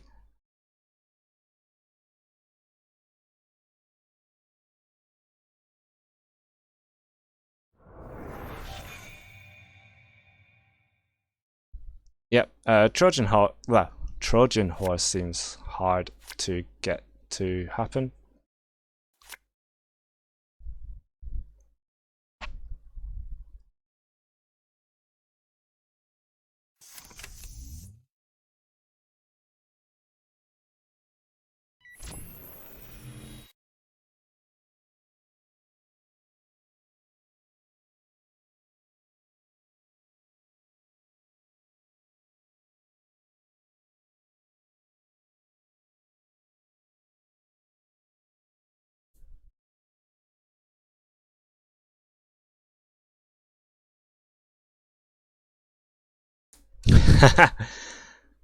Oh, that's so annoying. I can't steal that.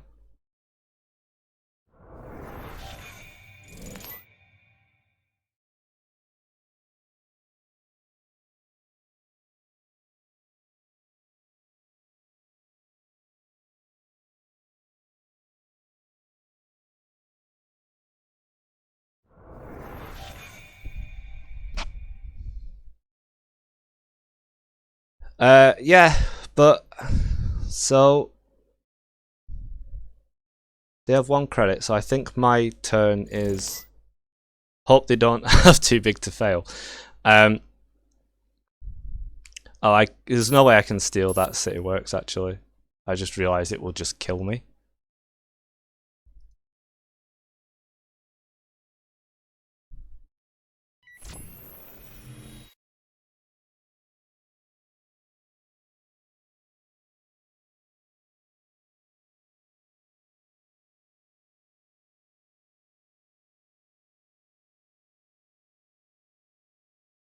Yeah, that's a small mercy at least. Access server. We will get back.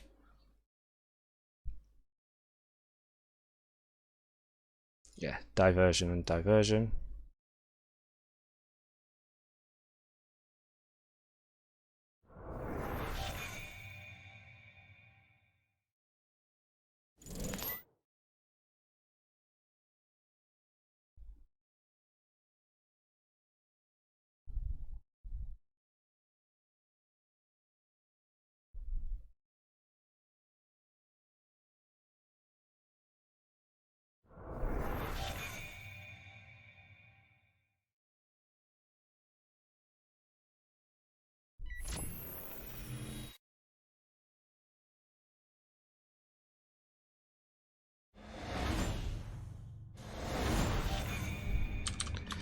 And I should not have won that in holy what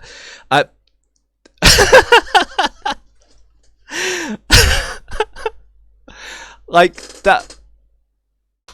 I honestly like when I lost the Vulgata was about to it was pretty much about to skeef and was like we might be able to keep the corp low and steal from hand.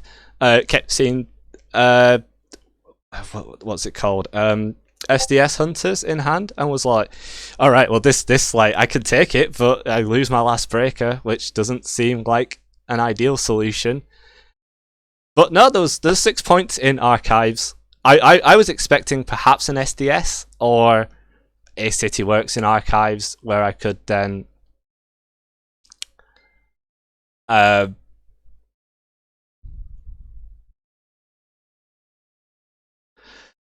yeah, I think it was.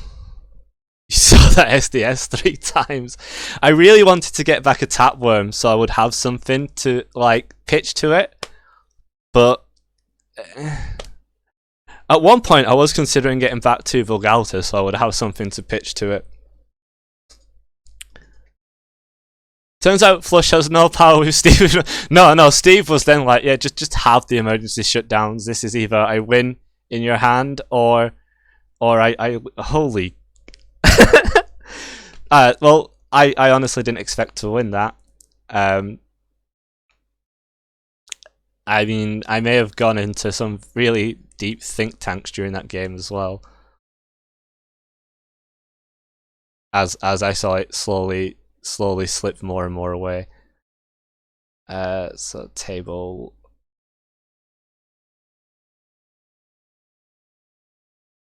10.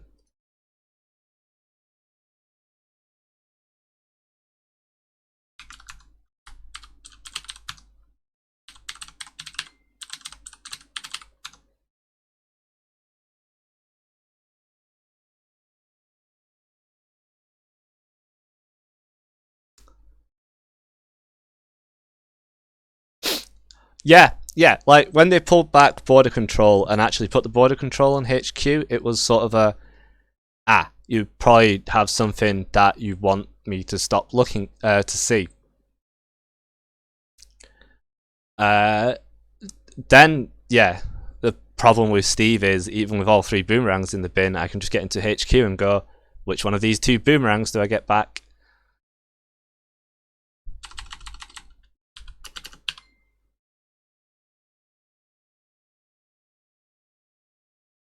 But yeah, that was an interesting game. As as Patrick just messaged me, like it looked like they had the game completely locked down. How did you win that? And Siphon spamming them to 1 apparently and checking archives.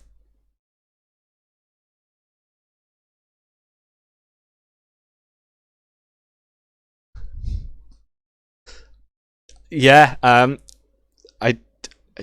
it doesn't usually happen because boomerangs usually end up going back in the deck, but there's only so many times you can boomerang through border controls before they just stay in the bin.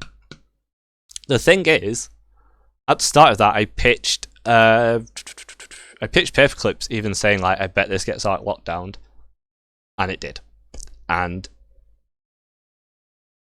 like it felt like the thing like yeah 3-3. By 3-3 I mean 3 games each, so 6 wins times 3 points, 18. Split, swept, sweep, split, sweep.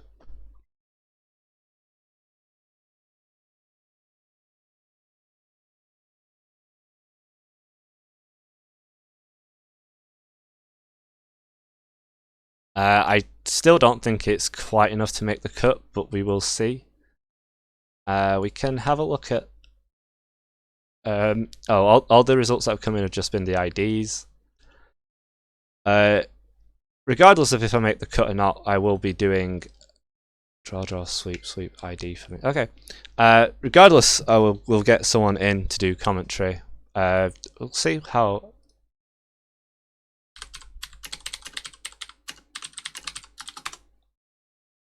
As we've had a few people offer, I just need to find them.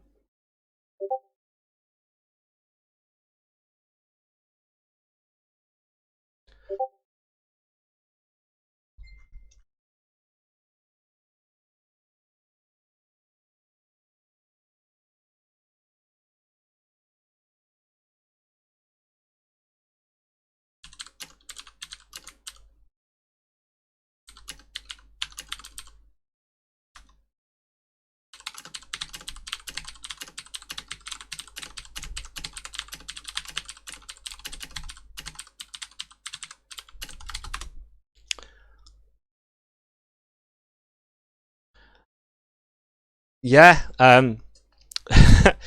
Sorry, I'm still on a weird high from that last one. I mean, Mike, I tend to go through my VODs and clip them myself. So if you really want, I can clip me scoring those 6 points and just totally losing it.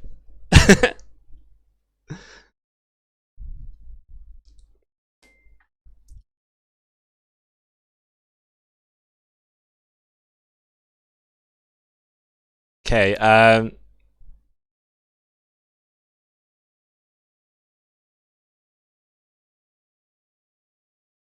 How is...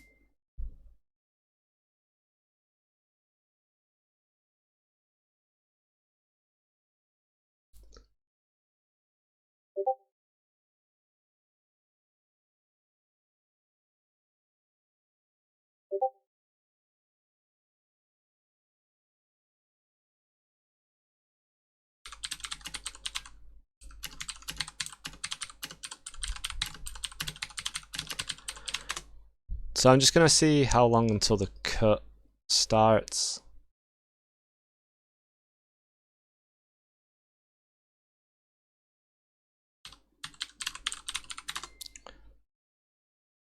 Okay, so there's 20 minutes on this round and then a half-hour break. So we may go on to a break before the cut starts. We will be back with the cut. I will make some calls to get someone else in here with me because I don't think 6-4 quite makes the cut. But hey, it might. We'll see. But I'm going to take a small break and be back in around about 20 minutes.